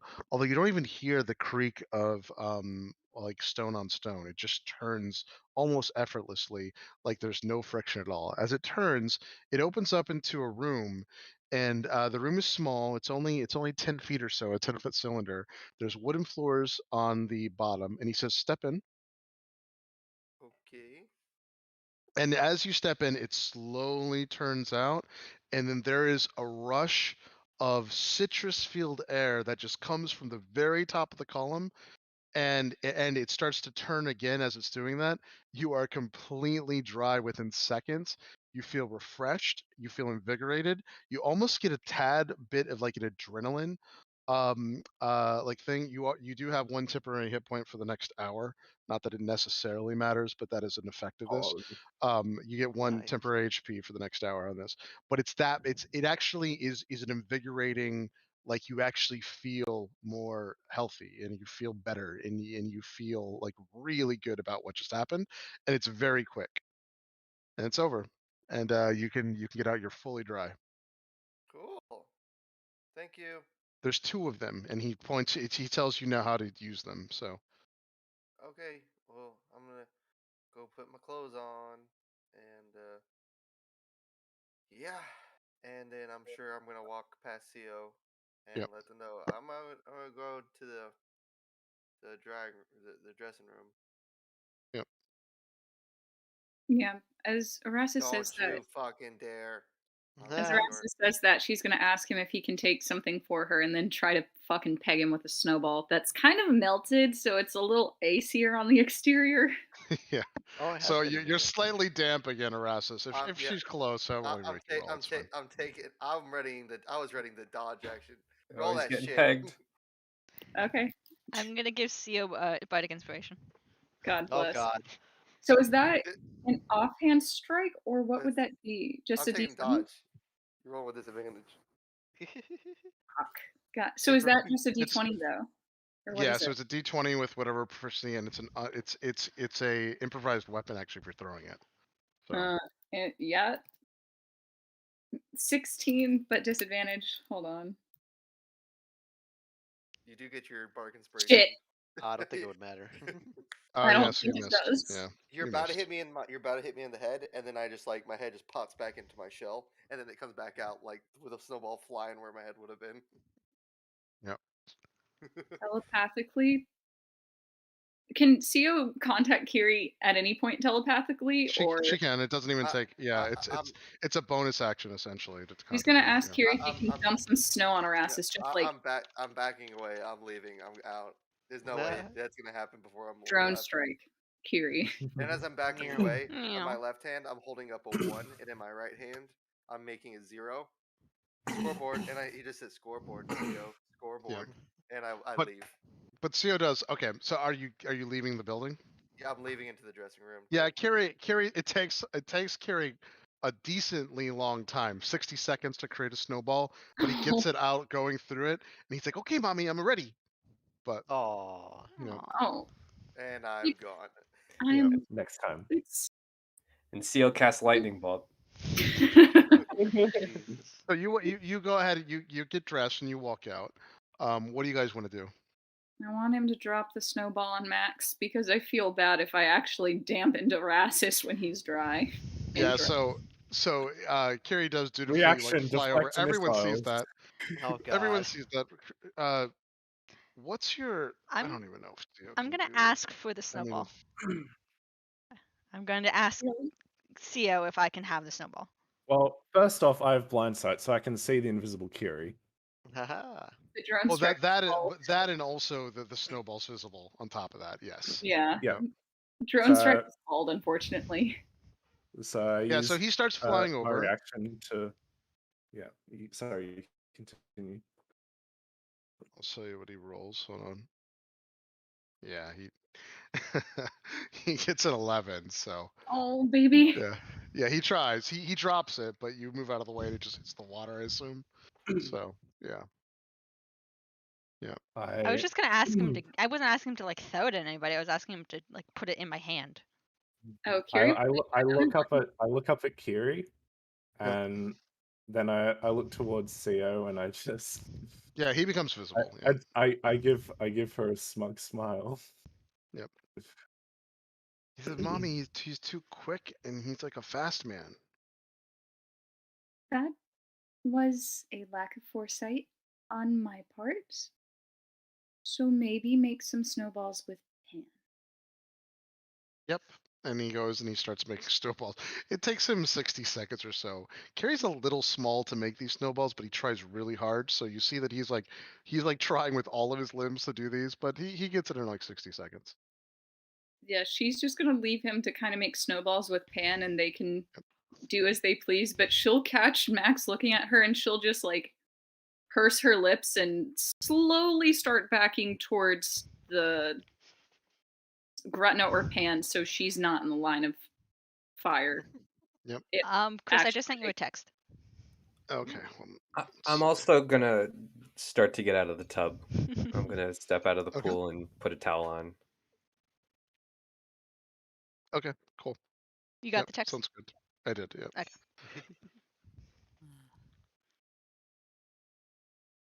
Since it seems like people are starting to get out of the pool, Shakulu will follow suit, but I'm assuming there's benches or something nearby, so what he'll do is he'll put on his robe and he'll just like wait and see, like watch the show, so to speak. And I'm gonna say if people start getting out, he'll just hand them their robes. All right. I've been wanting to do this for a while. I want to touch the side of the pool because it's made of stone, Yeah. and I want to just check it. Yeah. Do the history So check on it. yeah, so go ahead and give me the history check. Thought you were It's gonna say probably gonna stone suck shape. anyway. Oh God. It's 18 says +4, so it's a 22. All right, awesome. So yeah, so the stone is special. So it's a marble, and the marble is it has no veins in it, so somebody looking at it would think that it's porcelain or something else. It's white, and as you start to look at it, you notice that it has a vaguely translucent like feeling to it as well. And then it hits you all at once. The only place that marble like this can be quarried is an island nation called Evermeet, which is Yes. Evermeet? almost impossible. Yeah, correct. So it's almost impossible to get stone from there. So while you Matter guys of are all fact, throwing snowballs, I'm just like staring at the yeah, side of the pool, touching it. as a matter of fact, almost no non-elves have ever even been permitted to visit Evermeet. So it's kind of unbelievable that this is Evermeet marble, but it is. Now, Evermeet marble also has a bunch of very interesting properties. First and foremost, it cannot be destroyed by magic at all. Matter of fact, it eats spells. So, for whatever reason, though, it will not eat things like, for instance, the wall spell. But if you were to cast lightning bolt at the actual marble, it would just absorb the magic and take through it. It doesn't mean that you wouldn't electrocute everyone in the pool, but as far as this being destroyed, and it's usually impossibly expensive. It's not actually, and here's the thing: to make it inside of a pool is mind-boggling to you because that's why no one even notices. Like you can't really tell because there's water going through it. But if this marble was on a wall, you would notice that it has like this translucent glass quality. But because there's water everywhere and going through it, it's very hard. But this is unbelievable to you, Gretna. Like you can't even believe you would have to be the king of Ogma like wouldn't be able to afford this crap. Like this is crazy to you. You don't know, you don't understand, but it's impressive. By the way, this also cannot be easily chipped or carved out. This is a really hard marble to work with. It is not soft like normal marble. Could it be stone shaped? Looks like it could be. Yeah. As a matter of fact, do an Arcana check. Chris, I just want to say real quick, ignore it. I take back the text because I just realized CO specifically said no spells, so. Yeah. Yep. So I take that back. Okay. Yep. 14. All right. Okay. So 13, 13, sorry. that's fine. So this would have had to have probably been stone shaped into the pool. Yeah, it would have had to have been stone shaped more than likely. Yeah, so yeah, the whole time you guys are doing your stuff, I'm just like staring and touching the side of the pool, like like an idiot. Yeah, so some of the elves of Evermeet literally have shields made out of this marble because it's light and it also absorbs like spell. But I mean, we're talking crazy expense to do something like this. Okay, that's cool. So when everybody gets out, I don't know. I'm still just staring at the side of the pool, touching it. Yep. I Now, like I as like touching it with my face, like. as you Licking it, you know. as, Yeah, a- exactly, right? get a yep. Now, as you go to leave, by the way, one of the robed avowed do hand you your drink, Erasmus, if you want it. You get drinks. Good. Yep, Thank they you hand you though. your drink as you leave. Yep. Yeah. Max is gonna hop back into the bath again and take his towel off and hop back in. Okay. Yep. Yep. Yeah. And he's just gonna sort of float there. I'd also like to check out the other pools to see if it's made of the same stuff. I'm like on a mission at this point. It totally yeah. So you go through and you do that. You don't have to do another roll.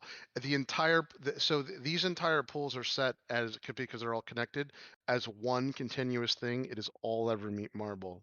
It's all There's no this seams or anything. nothing. Wow. The desperation in her voice. There's no seams.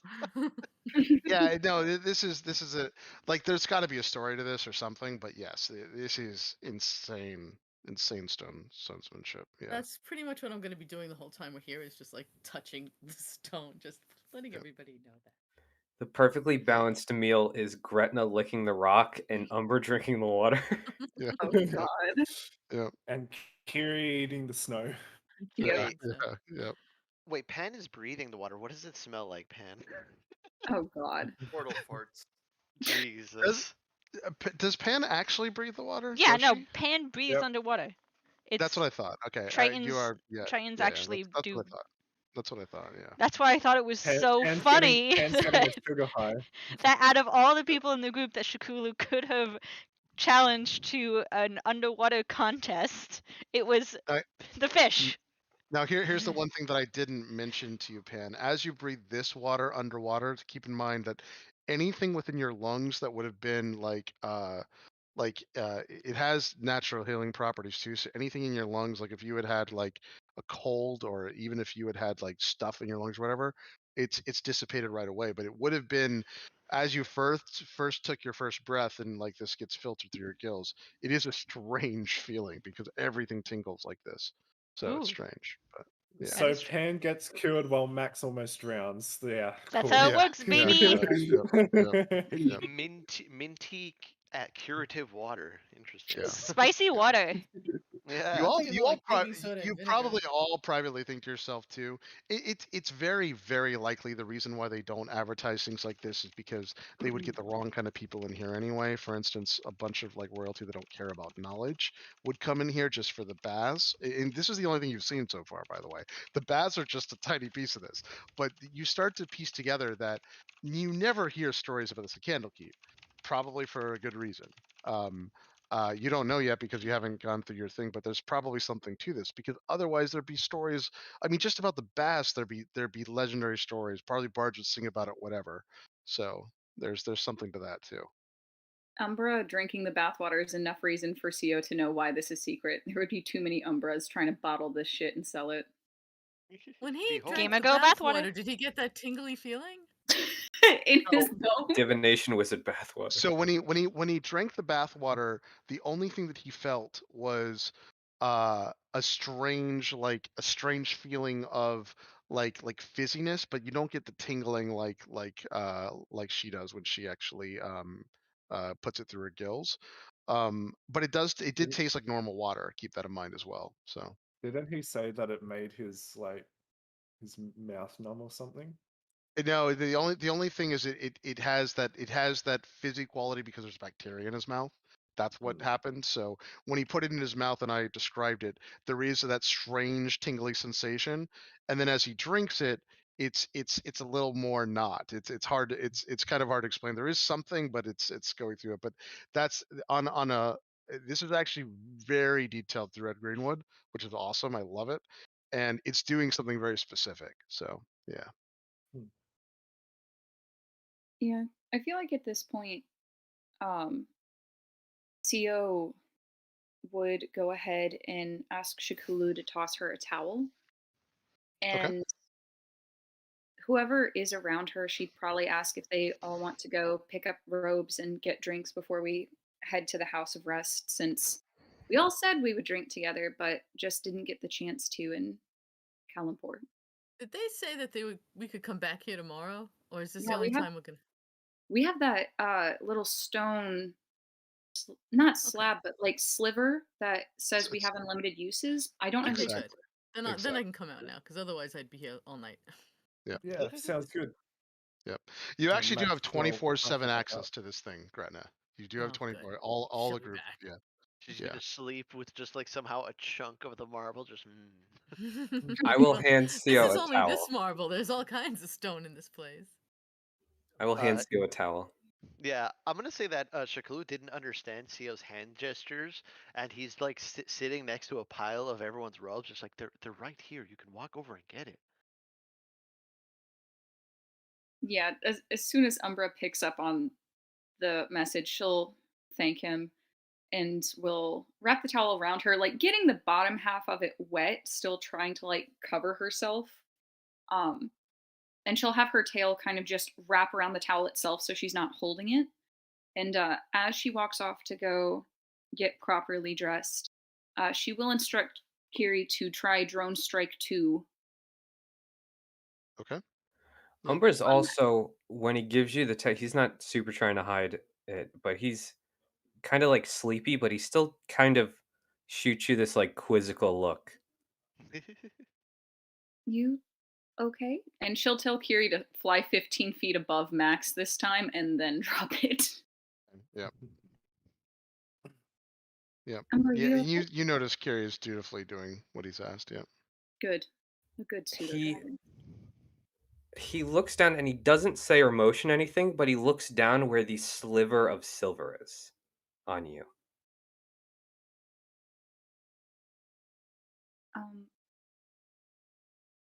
I feel like it's appropriate to say my eyes are up here. Correct, because Yes. that is very much where her heart is, which is also where her cleavage is. FYI, Umbra. No, So, exactly. yeah, He's looking at that and he's quizzical and he Yeah. kind of nods and he doesn't say anything and he doesn't motion to it and he just kind of nods. To anyone that this would look terrible if no one understood what he And actually then was our looking at. racist walks in. Oh God. That'd be bad. Does Umbra know about that?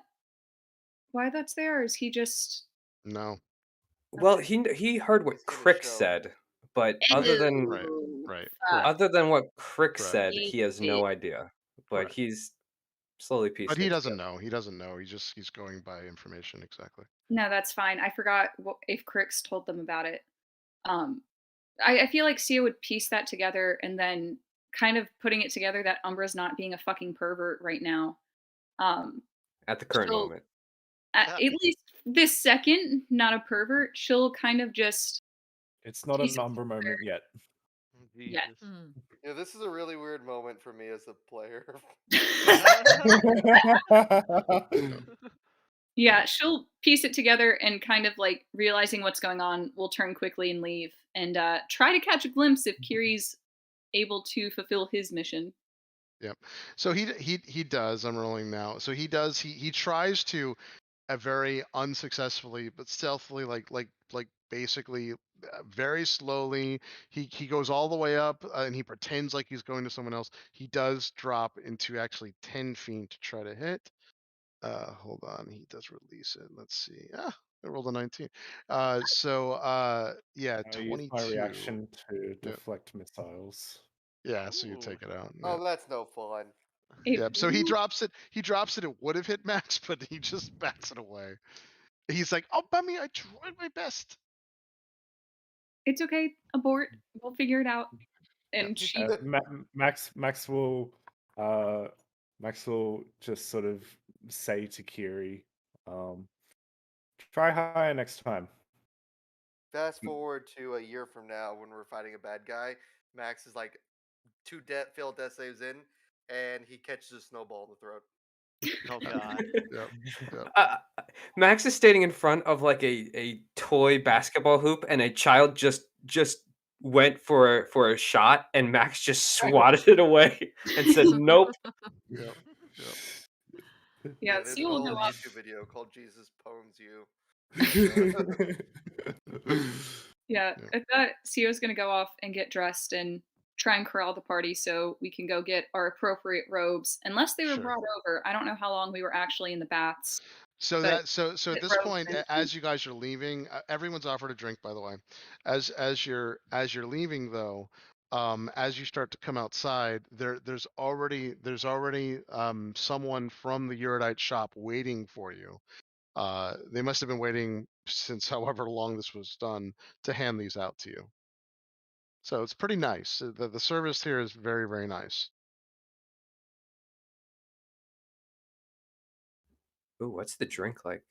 Yeah. Right, exactly. Sio would So as as you start to sip it, it actually tastes like it's non-alcoholic. It tastes like vanilla. And it has as you drink it, this takes like a couple seconds, but it actually starts to change into a very distinct soury sweet flavor on top of the vanilla. um uh and uh and as you're giving the drinks, the one of the about attending this out, because there's two of them on each side, he whispers, he says, it's Evermeet Vanillin, as he sees your surprise, Umbra. Sorry, Chris, you cut out for me for a second. Oh, he says, he whispers and he says, yes, it's Evermeet Vanillin. Does This Gretna is hear that? You would hear it too, Gretna. Yep. Ever meet again? this is wonderful. And then he also says, you're also special guests here.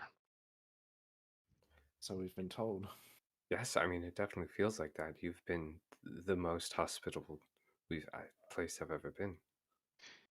And he says, you're honestly kind of famous, and we do the same thing, like Lord Neverember himself came over here 9 months ago, and we did the same exact uh I don't even know what you call this, but you got the same treatment as Lord Neverember.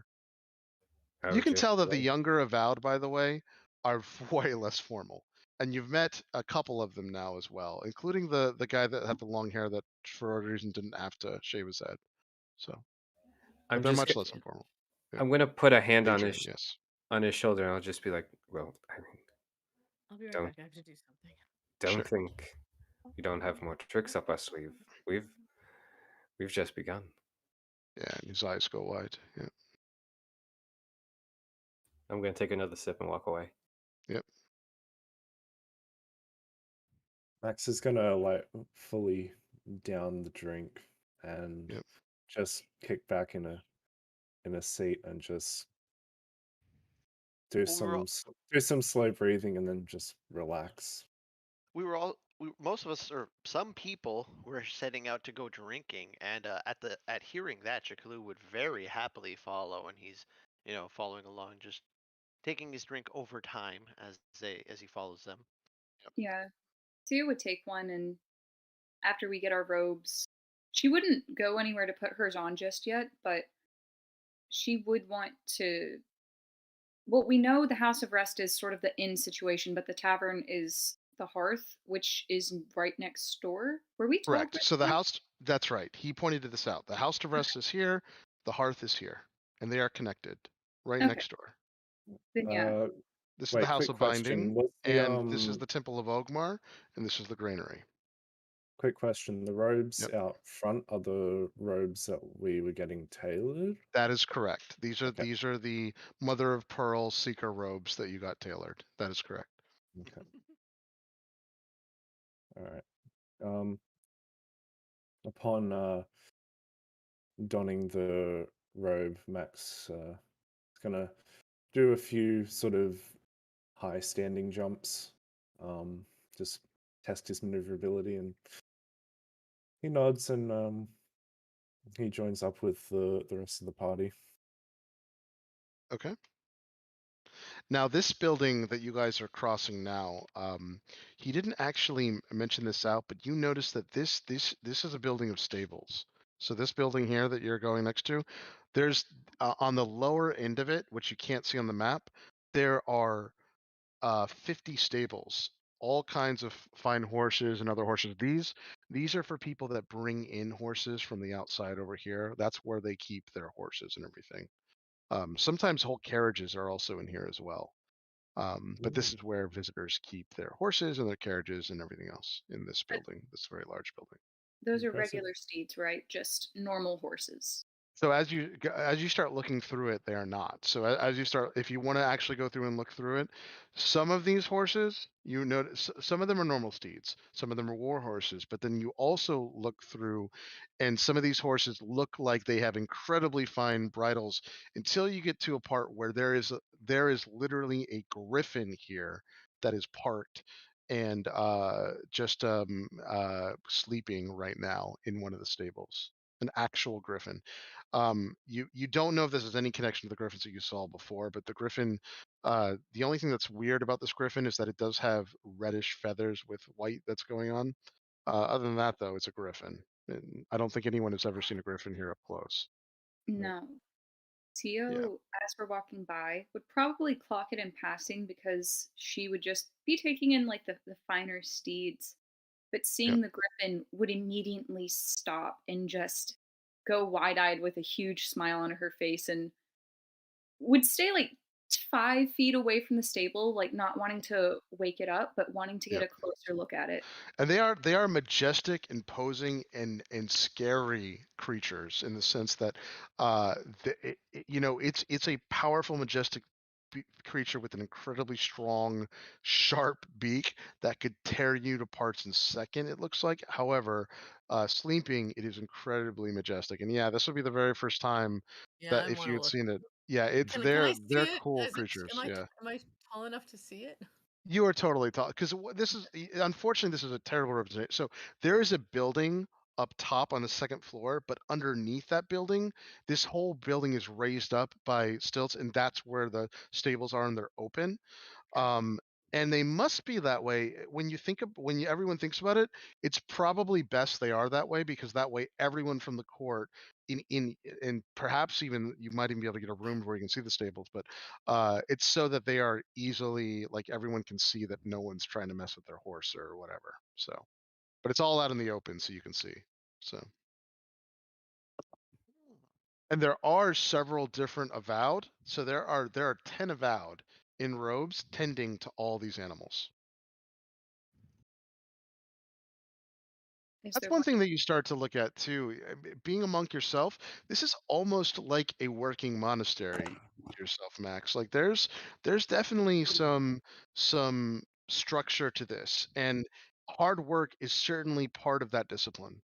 Because you can tell from just being in two buildings now that there is definitely work going on here. I'm gonna just make my way over to Sio and Gretna and just chime up and say, that looks like a very proud beast, I have to say. It's You so would not want to fuck with that. I would be lunch for that. I think we all would be. Yeah, Sia's just gawking at how beautiful it is, and she's not making any movements to wake it up, but she's just awestruck that she's actually like looking at one of these things close up. Yep.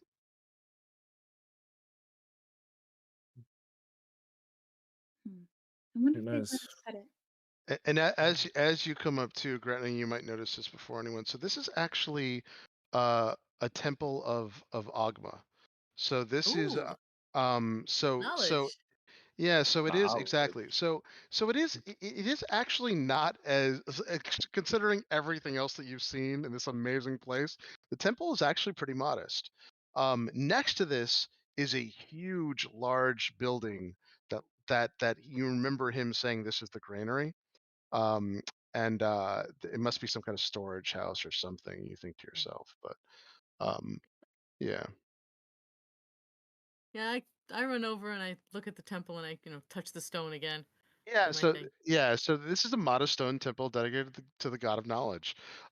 It does have a bronze bell when you get closer to it. That's up there, and the bell itself has the symbol on it too. However, on top of this building, there are 4 large stone gargoyles. They perch on all of these cornices, which is just the things on each of the sides. And they're completely inert. But they are fierce and a little scary looking. But yes, as you touch your hand to the stonework, go and give me a history roll too, I guess. Sure. Yeah. 15. Okay. All right. It looks like this is stone that's quarried right off the coast. It is a granite. Mm. The whole thing is made out of the granite, but this is quarried right off the coast here somewhere. It's nothing super special. However, the stonework is very fine and very good. So even though this is a temple that's not as flashy, someone took great care to make perfectly sized balanced stones. Mhm.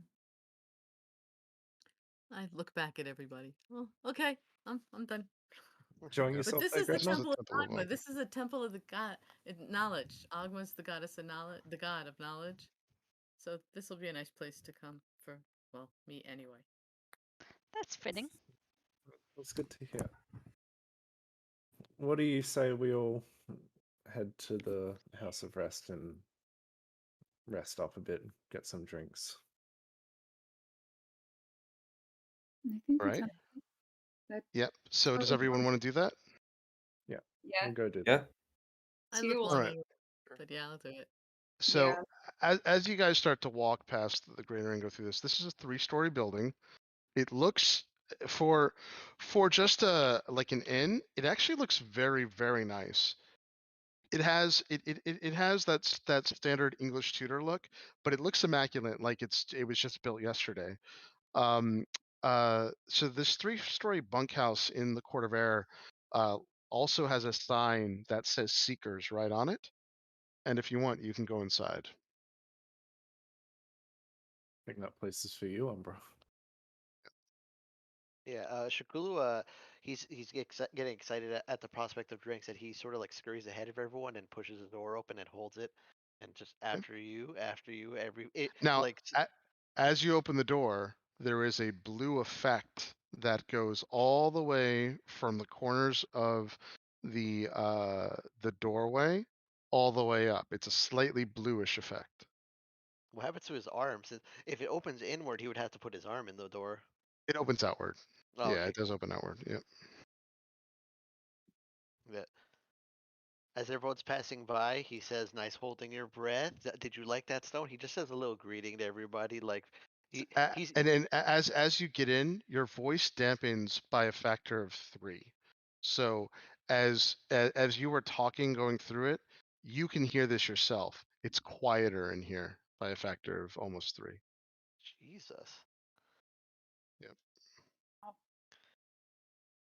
I'm gonna turn down my outgoing volume. I'm kidding. That'd be tedious. Yep. Yeah, no. So that's the first thing that you notice when you get in here. Yep.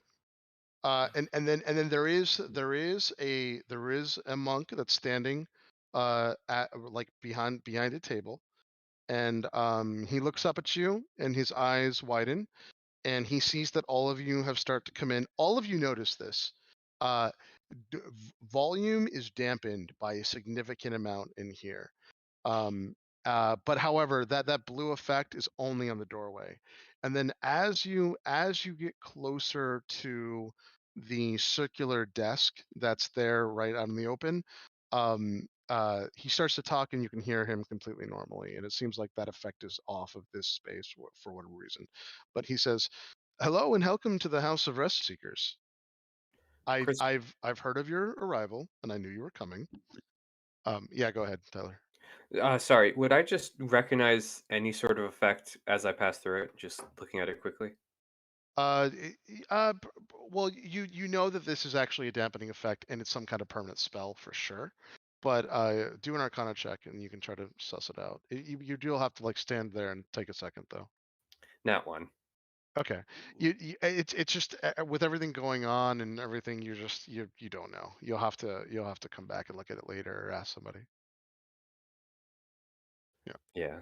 But it's cool. Whatever it is, it's permanent. So that's cool. And then you walk over, and so everyone's going through this, and he says, "So hello, Seekers. How many rooms? How much Do are we the all want our rooms? own? Do we all want our own He says, individual rooms? the rooms are free for you. Don't be silly." Ooh, Do we want our own rooms each? that's fine by me if they're free. 7 then, thank you. He says, "Oh, sure. Seven rooms it is. I assume you want adjoining rooms." Uh, That would be Right. safer, I feel. yeah, that could be nice. Thank you. Okay.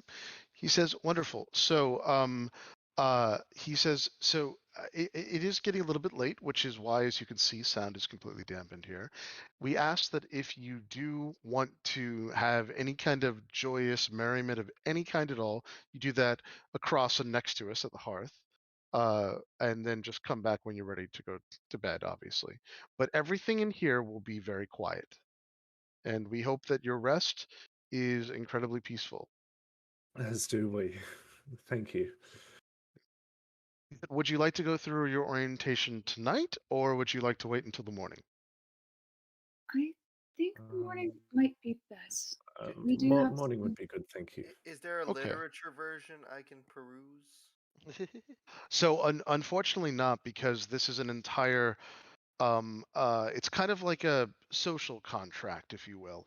I have to go through all of these, and then we have Worst to kind of both. contracts. Well, He how said long will it take? Because maybe there's things we need to know, like the he said magic thing. well, only 10. He says, "Oh yes." Well, he says, "So it is meant to be understood, and you'll see when you get into your rooms that you will not be able to cast magic at all anyway." But he said, "Of course, let's go through this quickly. We don't have to go through the whole thing, but I will go through the orders of accordance with you." And he says, there's only 4 main rules and then 1 auxiliary rule that does fit into the entireness of Candlekeep. First and Should we foremost, write this down? Should we write? he says, by all means, by all means do this. These will also be within your room, though. Oh, okay. Yes. He says, so first and foremost, he says, we'll do the whole ceremony when you're back in the morning, but we will go through the orders of accordance just so everyone knows. First and foremost, no fighting. All arguments must follow the rules of court debate and discussion. Violent altercations are not tolerated ever. No stealing. This is a simple rule. This applies to all objects within the keep, everywhere, not just the library works. No copying. Visitors are permitted to take notes while studying in the library works, but anyone who wants to make a full copy of work must pay to have the manuscript created at the house of the binder. That is next door. I can show you where it's at later if you wish to know where that is. But you can't miss it because there is there's a building with a very large book on it. That is the house of binding, house of the binder. He says, however, and this is the most important rule, besides, of course, the auxiliary rule of no magic. No damaging, marking, or modifying of any book ever. This rule does not apply to privately owned books, of course, in your possession, scrolls, other documents that aren't part of Candlekeep's collection. However, and I stress this, no matter who you are, no matter what you have given within the library, if you damage, mark, or modify any work, you will be expelled immediately. There are harsher consequences if you make it past the Emerald Door, which we mostly don't talk about. The fact that I'm even mentioning the Emerald Door is because you are very special guests. Says, do you have any questions though? And of course, yes, no magic. No magic of any kind. Things in which we do tolerate on occasion communication magics, but for the most part, no casting. What about healing? if it is ever required and you are in a dire situation that does require healing, we can tolerate that kind of thing. For the most part, though, and we don't have a lot. Quite honestly, we don't have a lot of visitors that come through that actually can do things as miraculous as heal. But, and I assume you're asking because, madam, you are a healer yourself, Yep. cleric. Yeah. Let's hear. Oh, cleric of Tyr, impressive. Since and I point to a little insignia on my robe. Yep. So he says yes. I mean, if healing would be required, then yes, we would tolerate that. Obviously, healing magic doesn't really have any kind of detrimental effects on books either.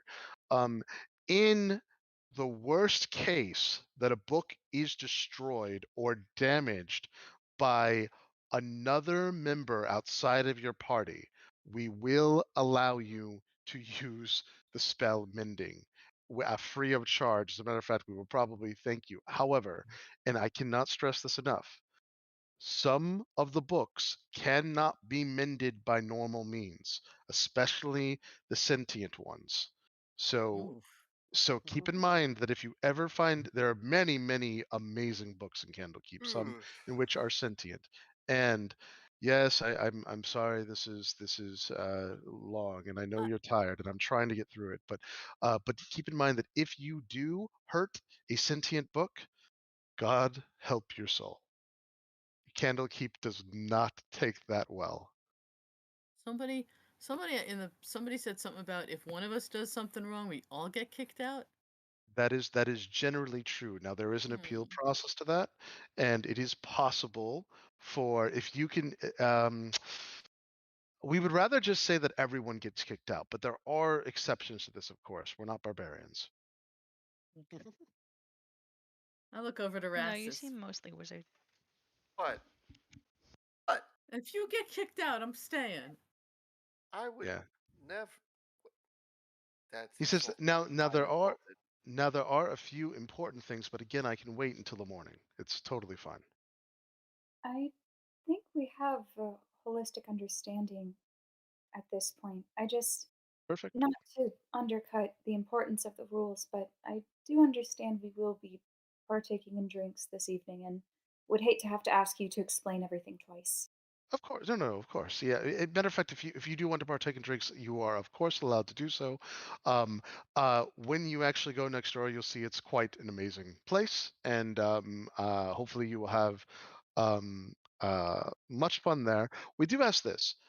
Just keep in mind, if you do insist on getting incredibly drunk, just keep in mind the rules, especially the ones about damaging books, because on occasion we've actually had first-time visitors come, get incredibly intoxicated, somehow manage to get into the library, and even when it's not necessarily on purpose, like no ripping pages, but like vomiting on books, that's unfortunately banishment for life.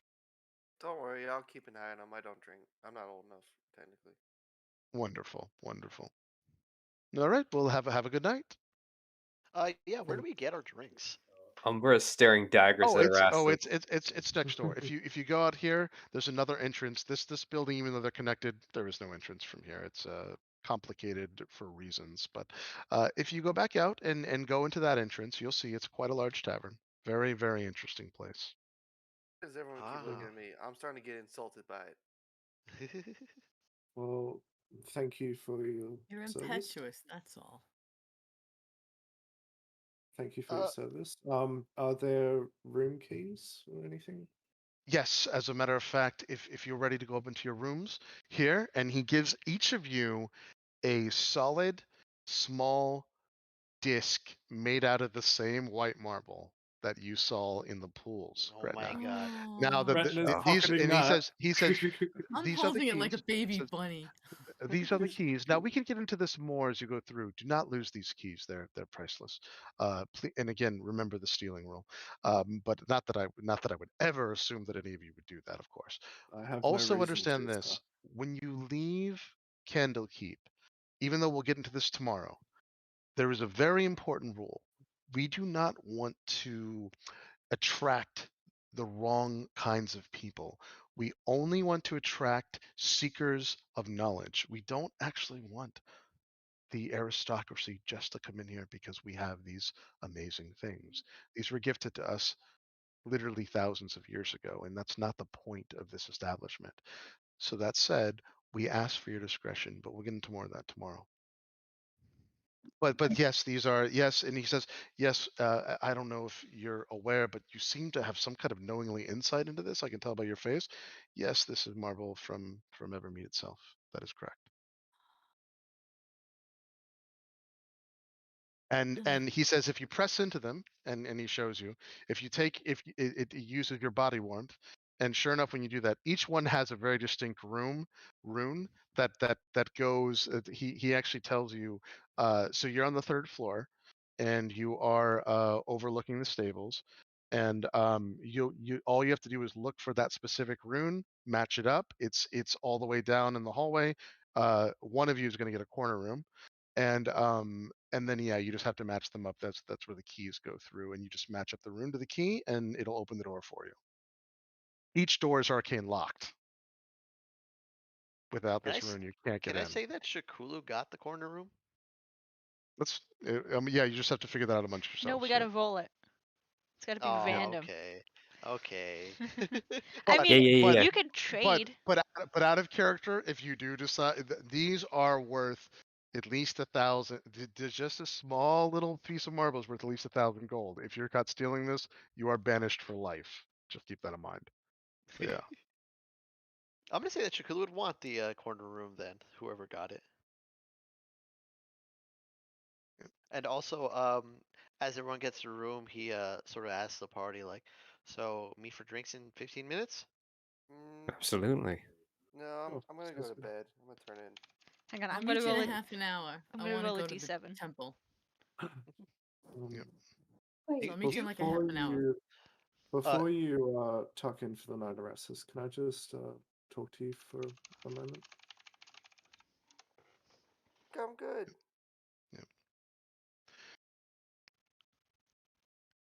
Max Oh. will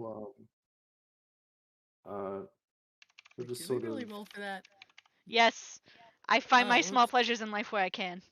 Okay, hold on a second. My turn. Trying to he's Oh, wait. like trying to skirt away and make himself small and get away from Max. I He doesn't want to. How do I Wow. do that? I just want to say a few words, Erastus. No, I really don't want to hear more from you right now. That was this morning. How do I roll? Exclamation roll space 1d20. Thank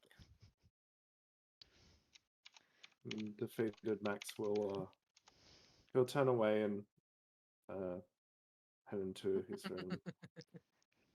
I got the rock. Good night, Erastus. Okay. When Grenna said that she wanted to hit the temple before the bar, Shakulu sort of reluctantly speaks up and just says, Gretna, do you mind if I join you for that?" And he seems kind of sheepish, like almost recoiling a bit. I don't mind if you join me. I was gonna say yeah, I mind, but I'd be joking and you wouldn't take the joke. So yeah, come on. I'm not as surprisingly socially inept. And he looks at the party like, seriously, have you people never gone outside? I'm not as surprisingly socially inept as I only go Some- outside. as some people. I would have gotten the joke, I think. And he's sort of excited now, and he goes to change quickly. Wait a minute. He like stops halfway up the stairs, and then he walks backwards down, and he says, "Can I get the corner room? Whoever got it?" Max. Yeah, sure. Shakulu, like he like motions to throw, and they throws it. Max throws in turn. Yeah. So so as you guys walk down the stairs to go in it, these rooms are fit for the aristocracy. Every single one of the rooms, especially the corner room, because it has wall-to-wall windows, and there's like literally 8 of them. But these are set up 4 wealthy people. You're actually pretty shocked because even though it was modest, well made on the inside, the outside, the insides of these rooms are awesome. It's not exactly as nice as the demi-plane setup that you guys got to see before. It's not that nice, but this would still be like this would be the most expensive rooms in Neverwinter for sure, and the most expensive hotel. They're really nice. Yeah, I think Sia would go to her room, put her things down, kind of take in the space, but not Yep. really wanting to look too hard. Will, like, within a moment, leave her room and go to where she saw Erastus was going, and she'll knock at his door. Sure. Yep. Who is it? It's Sia. Just wanted to check on you. Oh, okay. I'll go and open up the door. Yep. He's in his little boxers. Yep. Is it okay if I come Box in? turtle? Box. Sorry. Turtle. Sorry, that got me. Is Erastus gonna let her in, or? I'll just stand in the door. Hello. Alright. You okay? I thought you would want to join all of us for a quick bite to eat at least. You haven't No. exactly eaten anything since, well, I guess the meal yesterday and some drunk strawberries. What strawberries? The ones you'd been eating all day, and apparently they were laced with booze. What? Did you not know that? No. No. No. Oh. Oh shit. That's probably I have a headache. Right.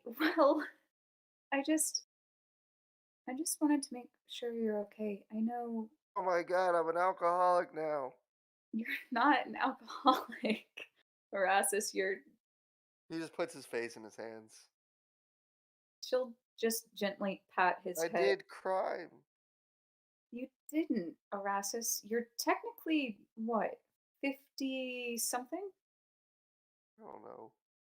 You're Ah, more than double, if not quadruple, the legal age. But I know this morning was rough, and I understand that you may not want to talk about it, but I just wanted to make sure that you're okay and you didn't want to stay out of group bonding because you felt uncomfortable around the others. no. I like some of them right now, but I think I need to stay away from some of the other ones. If you can't say nothing nice, just go to bed early. Well, do you think that speaking your minds would put you more at ease, though? No. I have beef jerky in my backpack. I'm good. I'm gonna sit up here and read a book or something. Hang out with Bimmy. Okay. Can I insight Erastus to see if that's what he really wants, or if he's just Yeah, of course. You can always insight. Yep. yeah? Sia wants to know if he's skirting around the problem and really does want to talk about it, but he's not wanting to say that directly. Yep. If I can find my heckin' sheet. 10. Where'd you roll at? My D&D Beyond sheet, No, because I thought it would be more kind. that's not how that works. It's Oh. not. Yeah. I can see the 10 if anyone needs confirmation. He's 9 saying- plus 1. I see Oh, it yeah, too. Kaylee wouldn't lie to me. I just go in there and give her the old noggin thump if she was. Abuse? No, I'm kidding. It's about to be. Jesus. Yeah. Sheesh. No, I just he seems to want to just hang out by himself. Can't really tell a reason. Okay. Erastus is an enigma. Okay. Well, if you'd rather be alone, I won't stop you from that. But is it okay if I swing by later just to maybe bring you a snack or check on you for the evening? Probably be asleep by then. I'm probably not gonna be up that much longer. I'm kind of tired. Okay. Well, Sooner I go to bed, the sooner it'll be the next day, and that means that it'll be only one more day until Besheltani gets here. right. And last I spoke to him, he seems to be making good time, so he should get here no Yeah. problem. I'll probably wake up early and go to the forge and get started on work. Okay. No, that's good to know. Well, if you're not up when I retire from the group, I'll stop by, see if they have any good sweets. Okay. Okay. Well, good night, and if you need any of us, I'm in the first room on the floor, and we'll be in the hearth. Okay. Okay. I'm gonna go a bit. Okay, goodbye. And I'm gonna start closing the door, like as like she's saying all the goodbyes. I'm like, okay, I'm gonna go now. Goodbye. And then I close the door. Okay. She'll kind of just let the door shut a centimeter from her nose and sigh, and we'll probably go ahead and go down to the hearth and try and find a table for 6. All right. And So, I, yep. So all these places are crazy. So you go on the outside, you open up the door, and as you do, there is a just overwhelming. The building must have something to dampen sound because there's an overwhelming amount of patron like laughter it's a very very noisy as you open the door. And this is what you see. So first and foremost, as you open the door, one of the things that stands out more than anything is let me just get to it. Sorry guys, just had it. Oh my god, are you kidding me? Hold on. Okay, sorry about that, guys. All right, so as you open the door, so this is a large building, but this is even larger on the inside. And what you see is that the hearth, uh, the centerpiece of this entire building, is this very intricate clockwork device suspended in a 2-foot diameter of a faintly glowing crystal orb embedded in the ceiling over the bar. Is this device that's slowly turning. You've never seen anything like it. It is incredibly complex. It looks a bit like an orrery because it has different orbs, but it doesn't look like they're part of a solar system or anything else. There's all this other kind of crazy clockwork stuff going on. That's in the very center above the bar. The bar is this very, very large, semicircled, very elaborate wood carved bar that looks like it seats probably 20, maybe 30 customers. It's all carved of different aspects of trees and everything within the Feywild.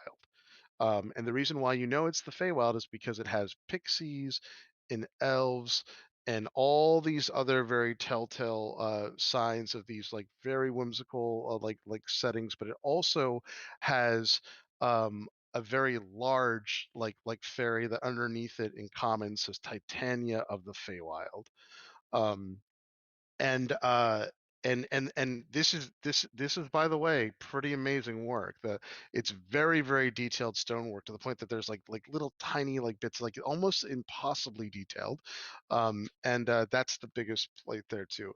There's all kinds of stuff going on here. There's people playing cards, there's people gambling, there's people drinking, there's people dancing. There is absolutely a bard playing in the other thing, but this is a very large building.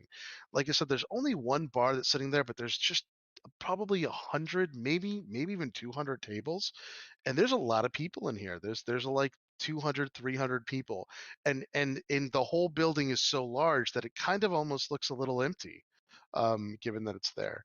But one of the things that you also notice in the back is there are several doors that are all the way in the back of the building that should be the very back, and you're not sure why they're there, and they're very large, and for if you were looking at the outside, these would be to the back of like exits, but they don't look like there's too many of them. There's doors that don't seem like they'd be exits. But anyway, uh, and as you start to look up, in the like rafters, there are what look like private little areas that people can rent, or maybe they own them or something as well. And these are patrons that look like they're in very very fine clothing, and they're looking down at everyone as well. But these are created so that you're meant to be seen in them. Probably like you pay extra for these, or maybe this is where the royalty go, or the nobility. And these are all over the place as well. Now, the other thing that's interesting is every single tavern you've ever been in smells like it's you can always smell the soaked up thing of alcohol because people have spilled alcohol everywhere else. This doesn't smell anything like that at all. It smells like fresh wood, like cedar, pine, mahogany. It smells like this place was literally built yesterday. No smell of alcohol at all, which is surprising. But the easiest way to get a drink and to talk to someone would be at the bar with the barkeep. Um,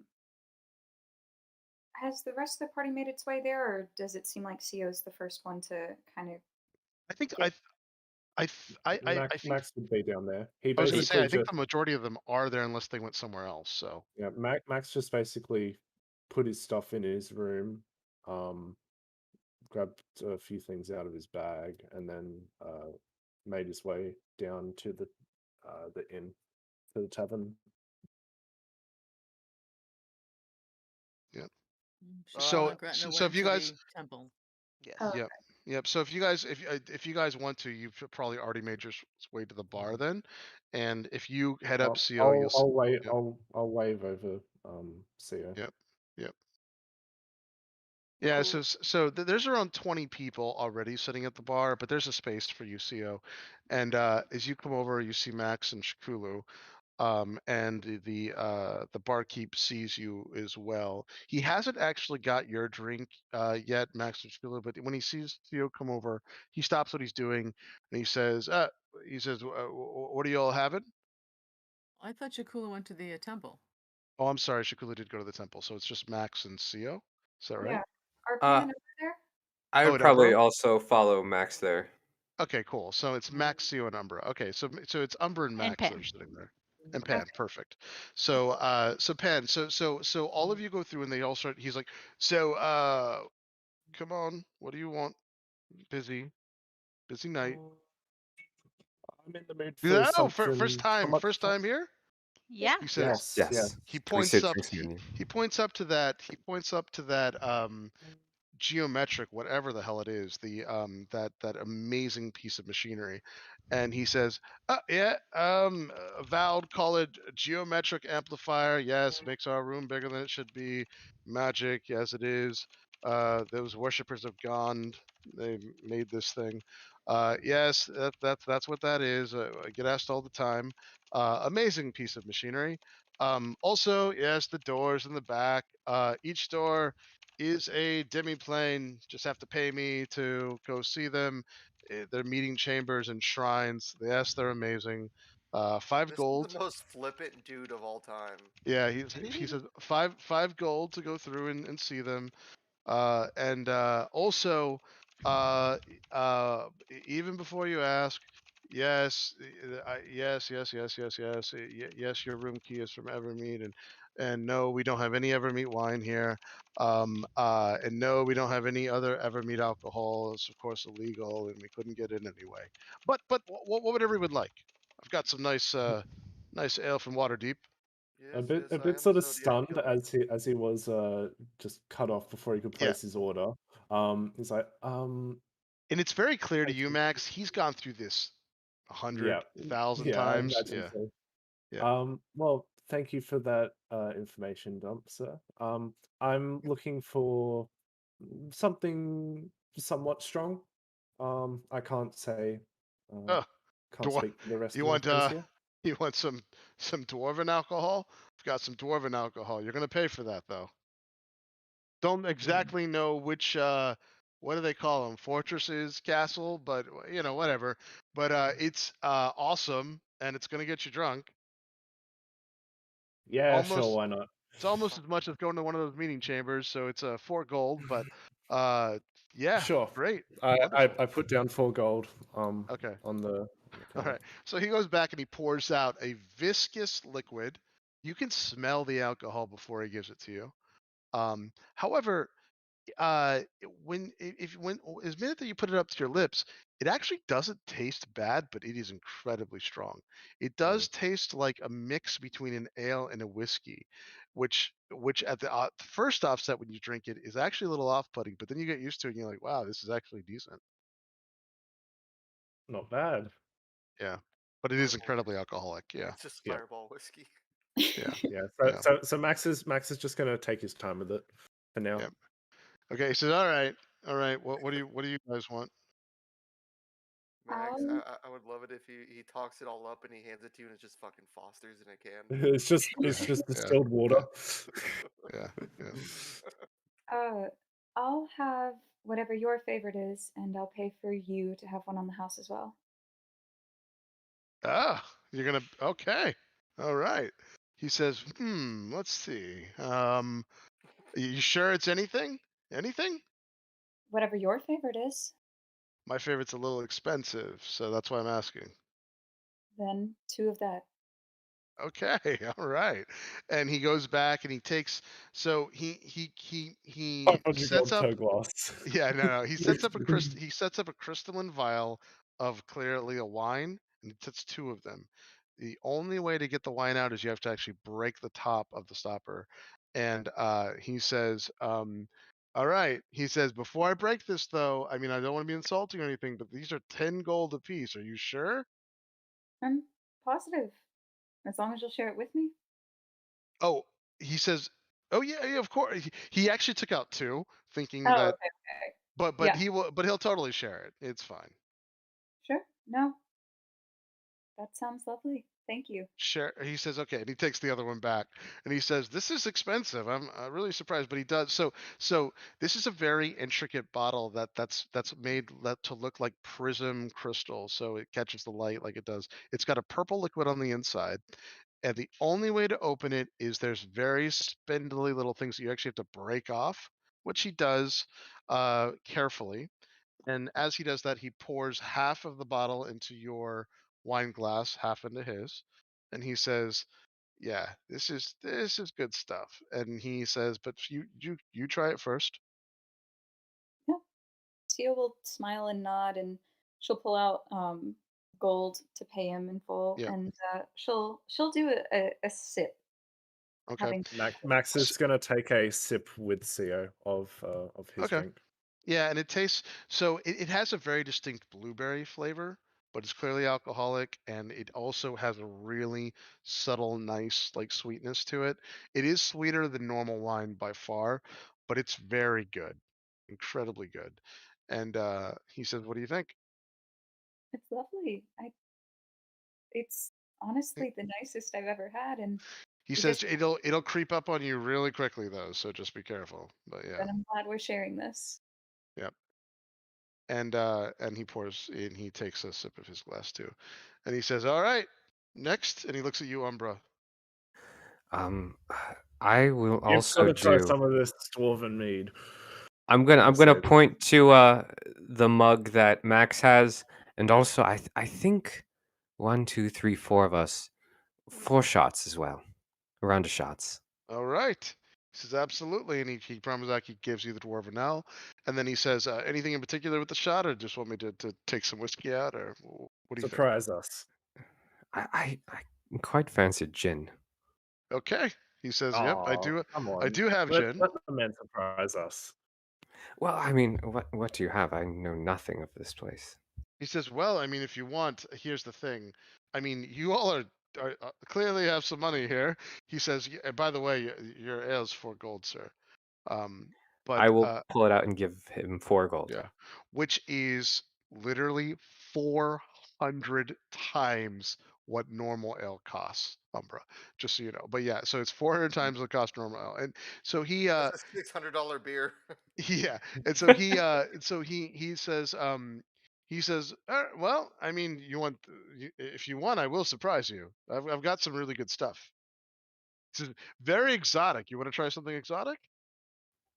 Of Sounds course. good to me. So it's 3 gold a shot, and he pours it out, and he takes out this bottle that's literally made out of stone, and he starts pouring this liquid, very small shots of this liquid. He pours out 4 of them. The liquid is pitch I black. put the 3 gold on the counter. Yeah, the liquid is pitch black. Oh, it's 3 gold per shot, by the way. Okay. Yep. I will put down gold for every one shot. Okay. I'll Alright. take my gold back. He then. says, "All right. So let me know what you think." I hold my shot up to everyone to kind of cheers. All I'll do right. the So same. as all of you drink it, it actually tastes like it's. First of all, the thing that's crazy is that it tastes like it's frozen, and then it's incredibly spicy, and it's got a almost like tomato juice quality, and then it changes completely into a very, very distinct, very sweet, very strong licorice taste. So this is weird because think about tomato and then licorice. It's very strange. But then and then it like mellows out completely. At this point, now that you've had enough, everyone make constitution saving throws. But Fuck. Hell Theo, yeah. you don't have to yet. You don't have to yet. But Oh, okay. Umbra and Max definitely have to. Dirty 20. All right, so 17. you're fine. Umbra, you're feeling it, but you're not. It's not terrible yet. But yeah, you're still starting to feel it even now. Max, you feel it too, but you could drink some more. He'll continue with the his dwarven ale and say, Cool. Yeah. "Oh, that shot wasn't bad." Might Yeah, have so you another don't also." have to yet, but as soon as you get to half the glass, you're gonna have to make a Constitution saving throw. Okay. Yeah. No, Sio would have had that shot and she would have started laughing. Oh, Just you had the shot too? No, I'm sorry. If you Oh had the yeah, shot, no, you're she doing drank it. it too. Yeah, you're taking the Constitution saving throw. Sorry. Yeah. I Oh, put shit. down I put What down about 12 gold. Pan? I want Pan to take a shot. I want Sia to take a shot. I want Max That's to what I take was a going to shot. next. Pan, what are you doing? If there were 4 shots in the original lineup, I would have taken that shot, but that's all I've drinking so far. Okay, you still have to make your Constitution saving throw though. That's fine. Yep. I got a Yep. 12. All right, so Sio, Drunk you have started. You 11. have definitely okay.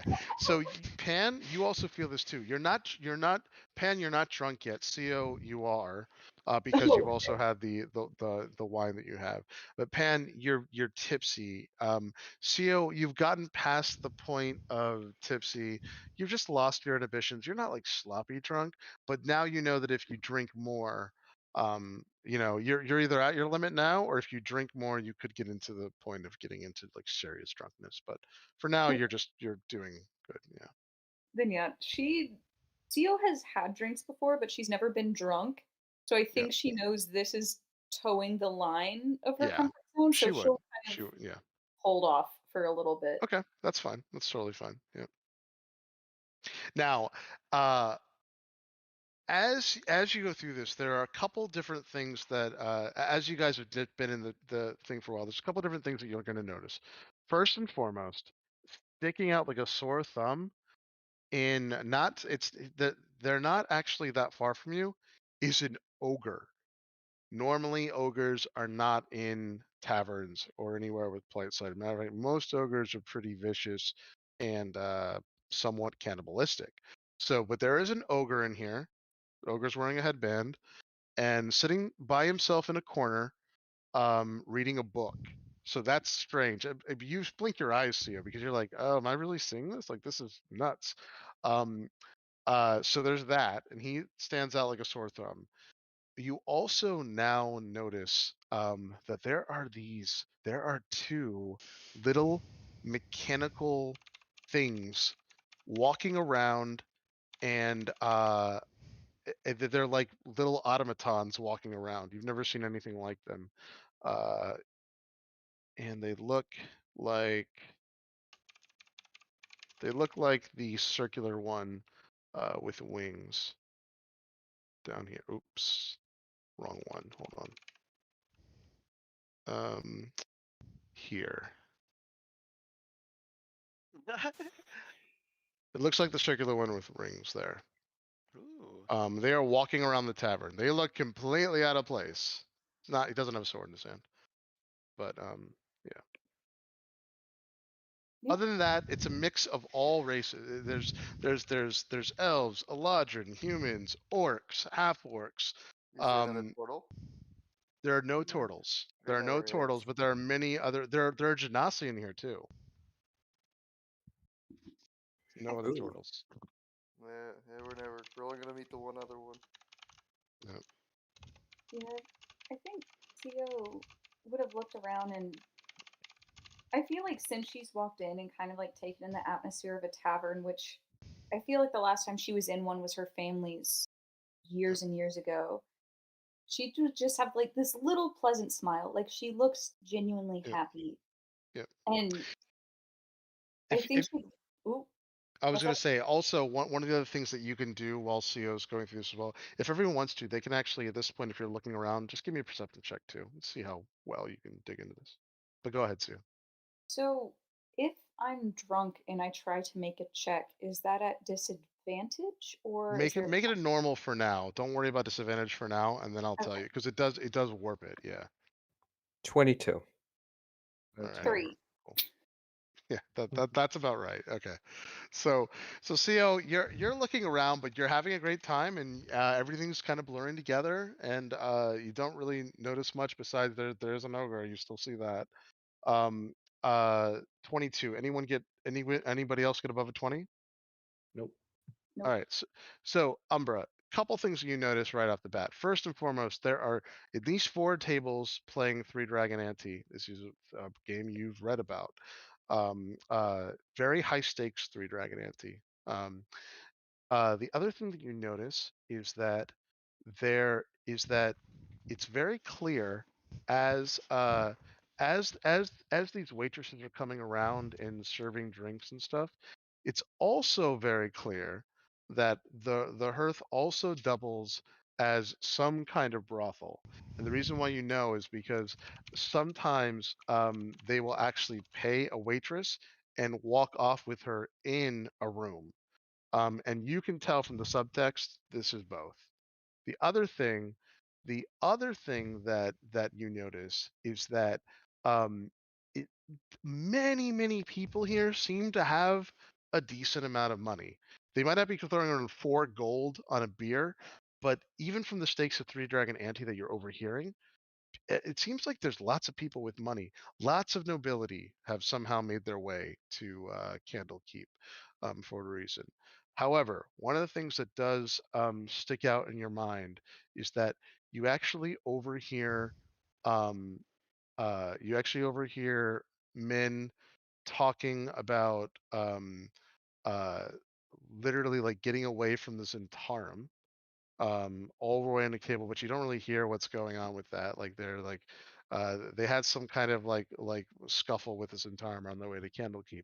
And then you also go through and notice that there are just a bunch of uh seemingly they're not actually out of place, but there's just a seemingly amount of uh nobility that happen to be talking about um like their hardships of getting to Candlekeep. But again, you'd have to like start to head over and talk to people or get into theirs. But that's what a lot of the conversations are going through. People super happy they got to Candlekeep for whatever reason, and kind of they're just complaining about how tough it was getting here. And that's all you would notice through that. Is there a crowd around the Dragon Ante table, or is it just like 2 people playing?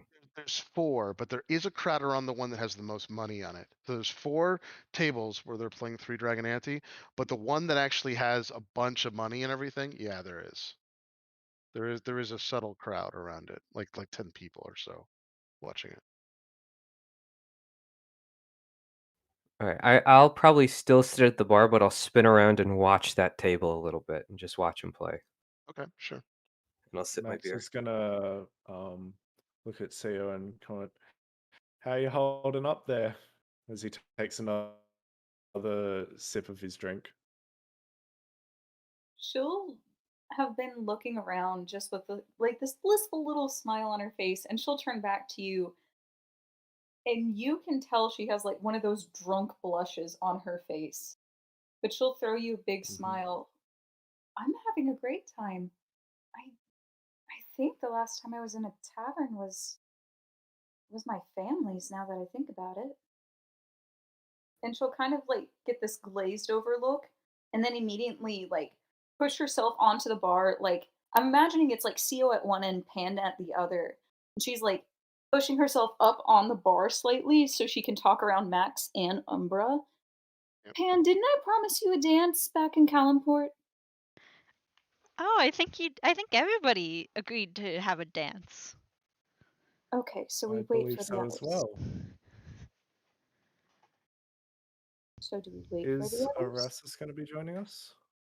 The bartender overhears this, by the way, and he says, if you need dance partners, just let me know. We can pay for those." No. I think we should No, be it's good. fine. Wink. Wink. Yeah.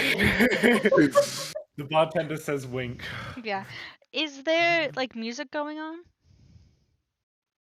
There is music going on. As a matter of fact, there is a bar that's playing. And he says, "Oh," he says also, but before I just let you go on to your own devices, tomorrow, famous bards playing here.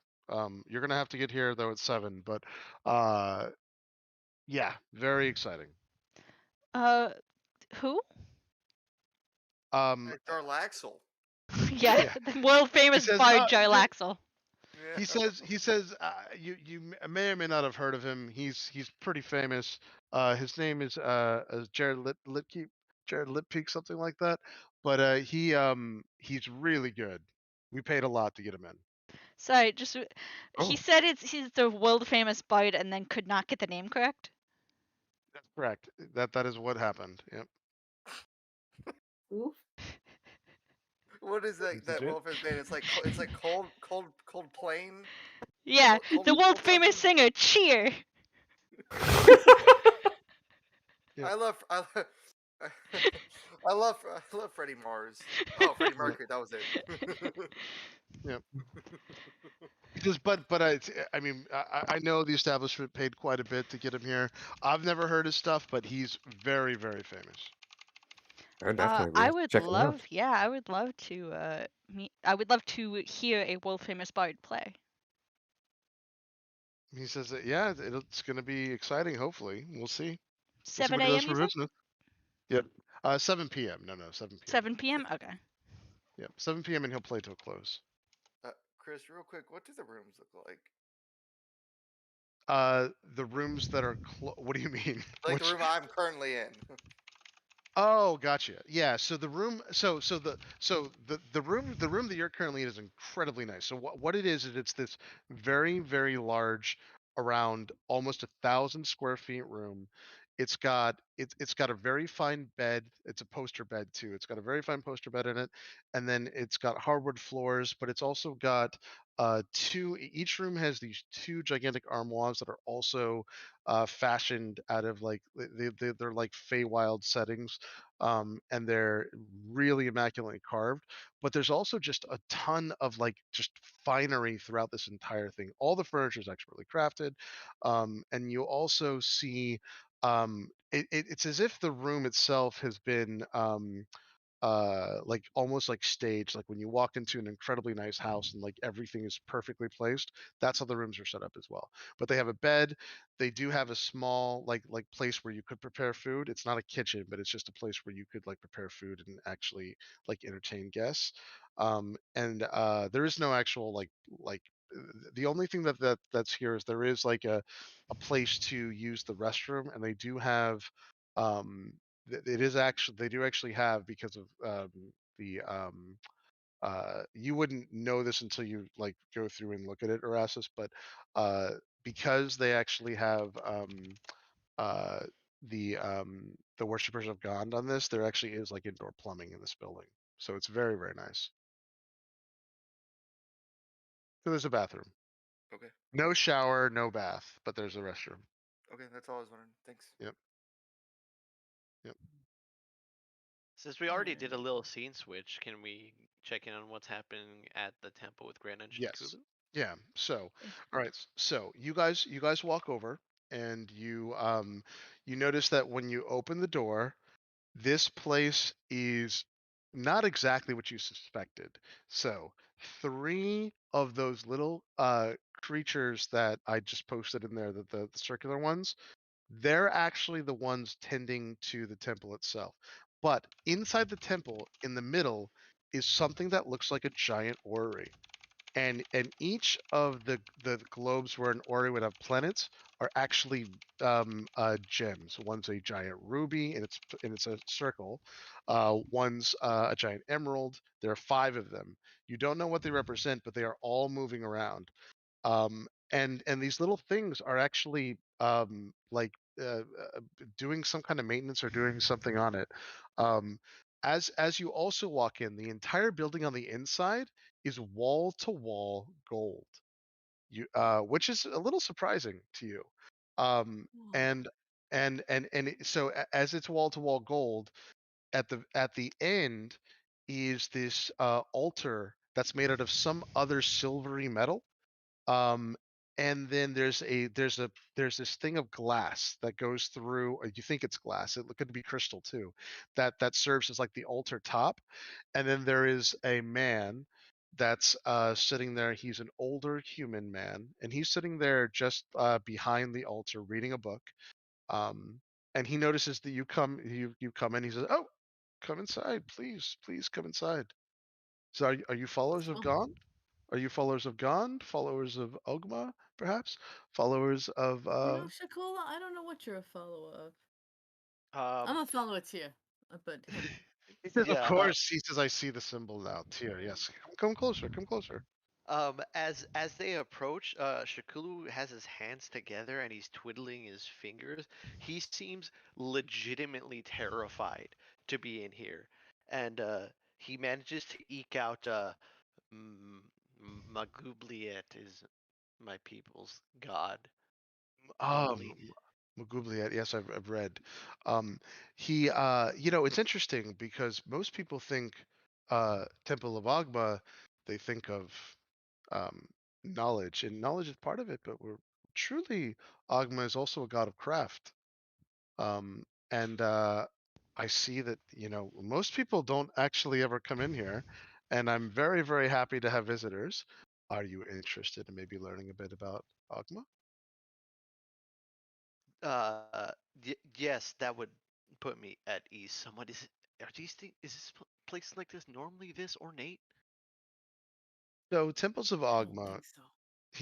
he says this all, he says, so temples of Agma, the Lord of Knowledge and Craft, can range from a large like swath of things, but as you can see, we're actually blessed with Modron. And he points to the 3 beings. He says, "Say hello." And as he says that, all 3 of them say in a very monotone voice, "Hello." They all say it in unison. It's I don't know what very a human. Modron is. It's a very human sounding voice. Yeah. What's a Modron? I mean, I know that's a Modron, but what's a Modron? He says, "Well, if you can keep a secret, I'll tell you. Modron are actually not from Faerun. They're actually from a plane called Mechanus. And we are incredibly lucky. See, when Candlekeep was first founded, 30 Modron happened to be here. Most people believe they were here before the first buildings were built, and the Avowed have made a treaty with the Modron that they are now allowed to stay. They are unofficially Avowed, and they help us with certain tasks, and they also help us keep knowledge and preserve it. Uh, Chris, out of character, I know what a Modron is. Would Shakulu No, in any? you Okay, guys have cool. never heard of these at I, all. You have to ask. Yeah, Okay, I got that book. nice. yeah. We definitely have to ask. Oh, Yep. yeah, I never seen none of these before. He I could do holds up some he craft. holds up his symbol too, by the way. His holy symbol is just a blank scroll though. Huh. You can put anything on that, huh? He says, well, it's supposed to represent unfulfilled knowledge. And he says, if you want, I could maybe perhaps give you a poem prayer. He says, an idea has no heft, but it can move mountains. An idea has no authority, but it can dominate people. An idea has no strength, but it can push aside empires. Knowledge is the greatest tool of the mortal mind, outweighing anything ever made by mortal hands. Before anything can exist, the idea must exist. Teaching of Hearing Agma. these words, Shakulu, his apprehension seems to dissolve slightly, and he seems to be more, present minded, like less worried about whatever it was he was worried about, and he nods a little bit, and thank you, that was beautiful. Yeah, that was pretty good. I like that too. Chris, you just triggered Keely and you have no idea how. The, Yeah, I do not. Yeah. Um, the craft though that you're talking about, is this responsible for all of the stuff I see around here? The pools and the door and oh, just all the stuff? you mean the pulls from Evermeet? Well, no, that's actually a little more complicated. However, a lot of the inventions, absolutely, yes. As a matter of fact, if you've been in once you have a chance to go inside the hearth, you'll notice that there is an actual device that was created partially by the Modrons, no less, that acts as uh, some kind of space amplifier. It doesn't actually. It's not actually a spell. I'm not supposed to be saying this, but I get excited about these things, and I personally believe that knowledge should always be um, given out. But yeah, it's pretty miraculous. You'll have to see it for yourself. If Okay, that yeah. if that We'll go to machine were ever Paul. to be destroyed, for instance, the room would be a tenth as big. So, uh, God forbid that would ever happen. But yes, these are amazing machines. Huh. I you can talk to him, Shakul. I'm gonna sit and pray for a minute. Just a uh, minute. I actually, uh, can I just get a general vibe of what this guy's like? Like, basically, the angle I've been going at this whole time with Gretna is that Shakulu has never understood the concept of religion from a non-brutal god. So, Yep. like, who would I trust more in this situation, Gretna or this guy? I'm leaning towards Gretna just because, like, I've seen Yeah, him do some crazy shit, but Probably Gretna, but it does seem like he's. I mean, he does seem like a some kind of either cleric or priest of this god, and this god only wants other people to know things. For sure, that's what he's conveying. So um, can I come with you, Shakulu? He's still once again he seems a little more timid when he says this to Gretna. Hmm? Oh, okay. I was just thanking Tyr for, this. And like the pools and the food and the everything. The drink, whatever that was good. when Um, he said, "Madam, just so yeah. you know, it gets so much better beyond the Emerald Doors. I've heard of you, by the way.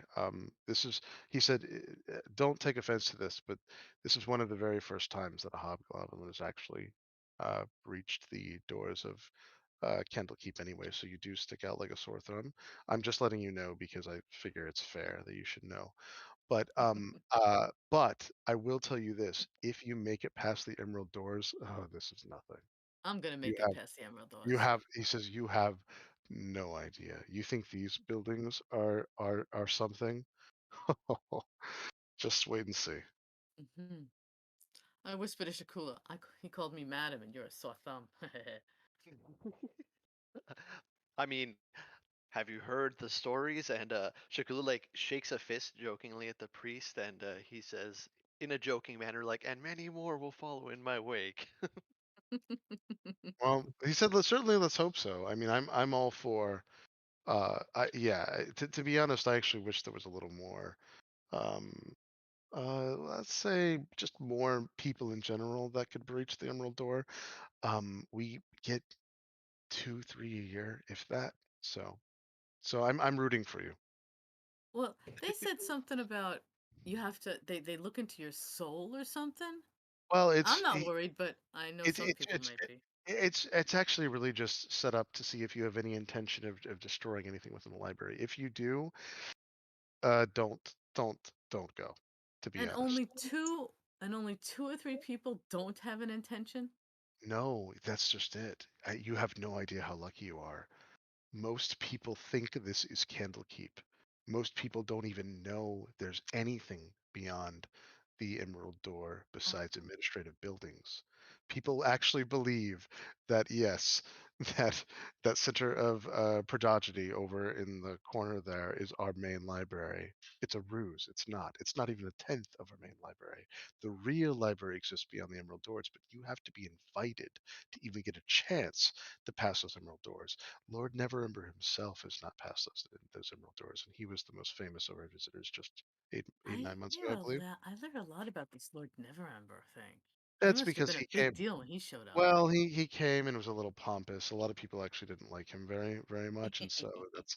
But he was not even permitted past those doors. So you have to understand it's by invitation only. And what ends up happening normally is the avowed will look for the most astute seekers of knowledge. You have to truly prove that you have worth to get beyond there, and then you are actually invited to partake. And your group, the first in at least 100 years, was actually given an automatic invite thanks to your contribution to the library. So yes, it's a big deal. It's a huge deal actually.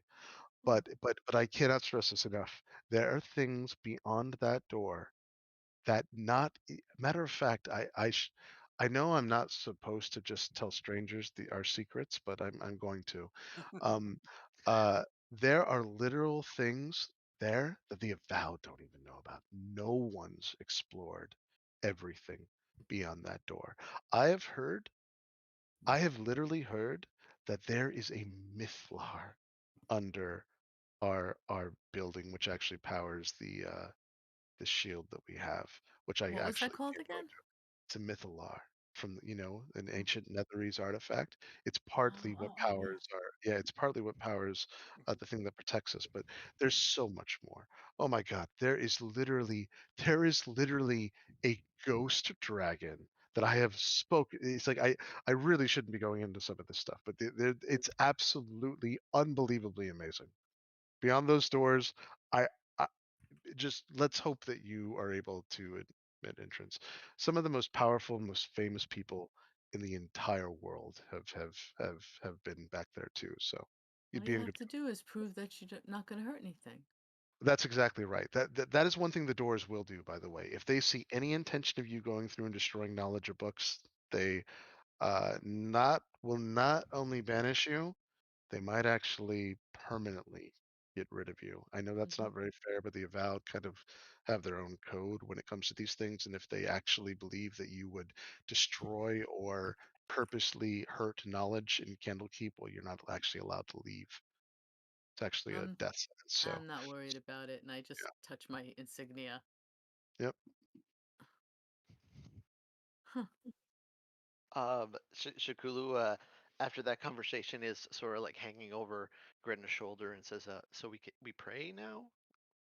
Well, He's I just give a prayer of thanks. That's all I did was I thanked my God for, you know, rewarding me somehow with this and Flimp and the pools and everything.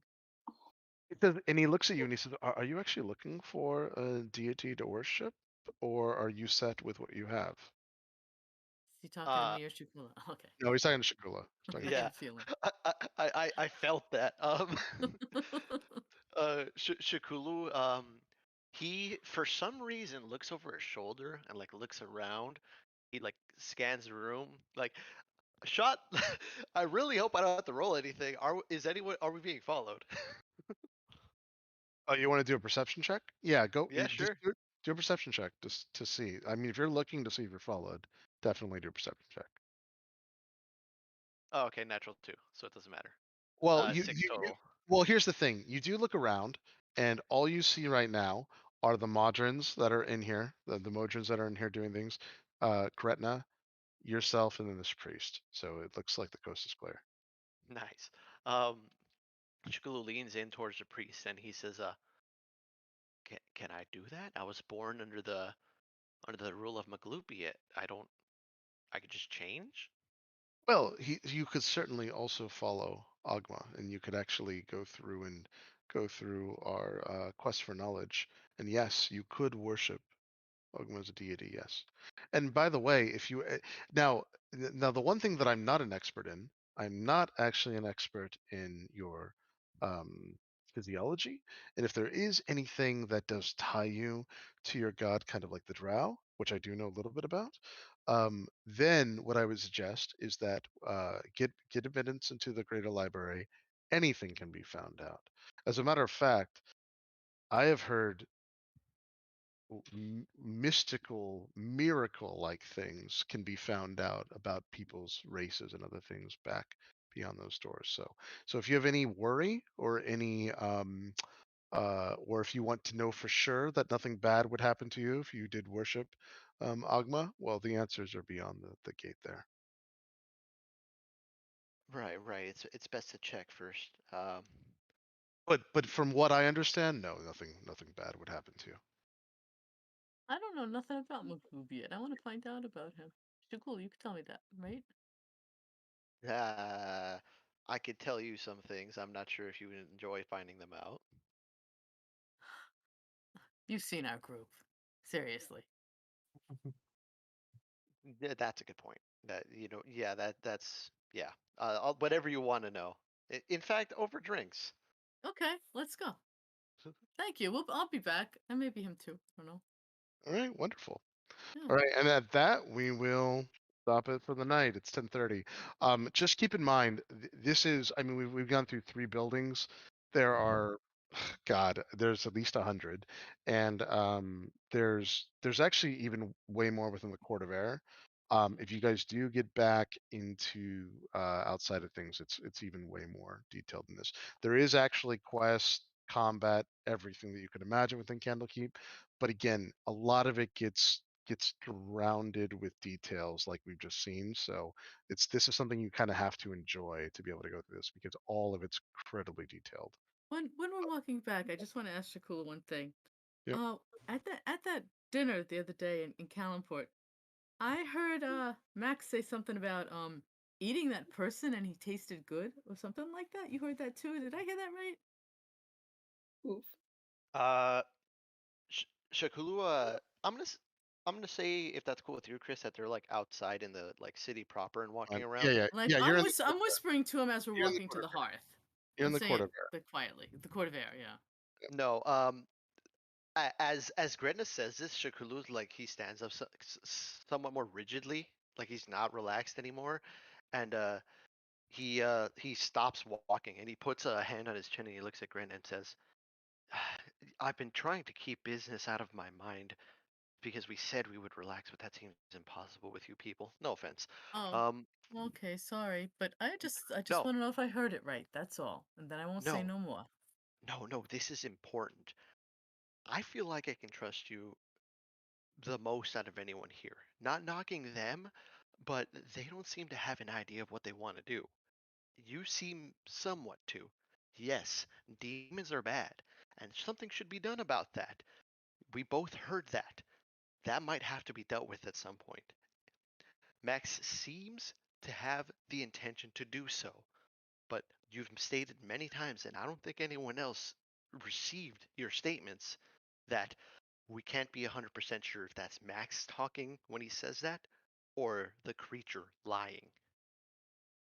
We need to be careful about that. Oh. I did hear it right then. Okay. Okay, let's go drink. Nothing's gonna happen here. Here's hoping. And he right with right. Out Yeah, of he- character jinx. Yeah, he relaxes his stance a bit as he goes back to just walking normally alongside Gretna. All right, cool, awesome. And yeah, we'll stop there and then we'll pick Okay. up right when you guys come back and go through the tavern. But yeah. Okay, But just great. remember, just keep in mind, we have literally hit 3 buildings. That's how massive this place is and how like crazy detailed everything is. I mean, even just getting into the library, the main library here is nuts. I know need this more doesn't look like hours it's in much. possession. It is. And then wait till you get back here. It's fucking insanity. I mean, Hogwarts has nothing on this place. That means we're getting back there, huh? So That means we're level We 10. need more hours Yeah. in the session. yeah. Please. I know that. The other thing too that's funny is even like the House of Binding is insanity.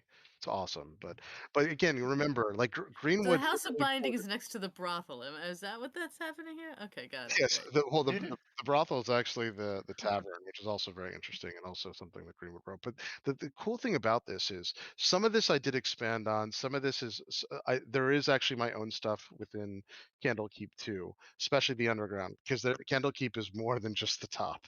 There's a whole underground Candlekeep that's amazing as well. But the interesting thing is that, like I said, Candlekeep could be years worth of content. Like Greenwood, this was his light. Like when Greenwood built Forgotten Realms, what he really built first and foremost was Candlekeep. And his stories only touch on it, but he has hundreds of pages of notes that he has now like literally transformed into a DM's Guild product where everything is meticulously put out. And then on top of that, I have a lot of my own stuff that coordinates into all this that I believe is also the intention of this stuff that Gygax wanted to bring in. So again, there's a lot of content here, like insane amounts. So just keep that in mind. But Pikula's gonna offhandedly ask someone at some point what's happening with the rest of the world. Like, oh, how's that war front to the north with the vampire? He's like, oh, he's the king of Neverwinter now. We should find out what day it is. Yeah. It's on my to-do list, I promise. Hey, can we just quickly ask the barkeep now so that we Yeah. can know the date? well, if I will give you, I'll actually because it doesn't. So if I you was go looking at through and the ask the date. barkeep, like, are you asking like what year it is and everything, or just what day it is? Yeah, he's gonna Max is gonna ask the barkeep. Stupid question, but what what's the date? He said, What year is he, it? What yeah, he date does. is He it? does look at you like you're nuts. He says, "You mean the calendar Aptos date, the official date?" Yes, my friends and I we've He been out of said, touch from the "Well," world he for some says, "You time, know, to it's say you." the He least. says, and he looks at you like you're nuts. He says, "You know, it's. I mean, you know, it's Uktar, right? We're in the month of Uktar, 1491 DR, near the end. Near I the thought we end of were in Uktar." 1492. No, he says 1491. Oh my Bruh. god, we went Year. back. What? What? Wait, We lost wasn't that it year, remember? 1492? Am I incorrect? I'm asking All I can everybody tell else. you, all I can tell you is he's saying it's 1491 DR. How? I hear what he's saying. We Oh, went into a wait. library that transcends time and space. I would like to remind everyone of that. Yeah, I was gonna say that's gonna fuck us up. Yeah, unfortunately, that's You why I asked was the allowed to do one this. guy for It- the date who doesn't know what fuck, like he's more lost than us. Well, He's I already will, havered. Something's will going say, on. I will tell you this: there's a lot of complexity going on that's not very fair to you guys. But I'm just going to tell you what the barkeep says, and then you'll go from there. It has nothing to do. I will tell you this: I will make it a little easier because time is so important in the campaign, and you've already gone back and forth, whatever. You have not gone back a year. I would say Oh, that okay. that sentence you just said is a pretty good summary for the campaign. Chris, Yeah, can you yeah, just yeah, am that's I probably true. correct that the last thing you said was 1492? I just want to make sure I'm not going insane. No, 1491. He said 1491. No, 1491. not this barkeep. before The that. before that. Like the last Yes, time before. So, correct, okay, so I'm not going correct, insane. correct. Okay. Yeah. But the barkeep, The barkeep barkeep did tell is you it's saying 1491. If you insight check him, he's sure it's 1491. Maybe the entire world lost a year at some point, except for us. What It's more complicated than that, unfortunately. You have what to go year through this did whole thing. did Max It's get? unfortunate. What This year is did not something I Max get wrote, by the way. kidnapped in? Oh, you did get What kidnapped. year did Max get kidnapped in? You're talking about when you went to the Abyss, right? That was last year, so Yes. 1491 DR. Yeah, it was 1491. No, this is something. Okay. This is something that's complicated in Candlekeep. That's why I was dreading for you guys asking this too, because if sure enough you fucking ask in Candlekeep, but there's more to this. You'll see. It's yeah. There's so much Okay. lore rattling around in my head. I know that year is important, but I can't fucking remember what it was. But You'll there's see no though, way. I mean, this is one of the so Candlekeep is one of the main arcs. So that's the other thing too. Like we have Witchlight as a main arc, Candlekeep as a main arc. There are definitely modules that all go up to the main arc, and as you guys get, you'll see Group A is already slowly getting into this too. Once you get into the main arc stuff, this car starts to be so much less confusing. But you have to get to it, so that's part of this. So I was hoping that Seal would go to Erastus, try to check on Erastus tonight, but we ran out of time. yeah, sorry. Don't brush Yeah. off a god dying. Obviously, what's it called?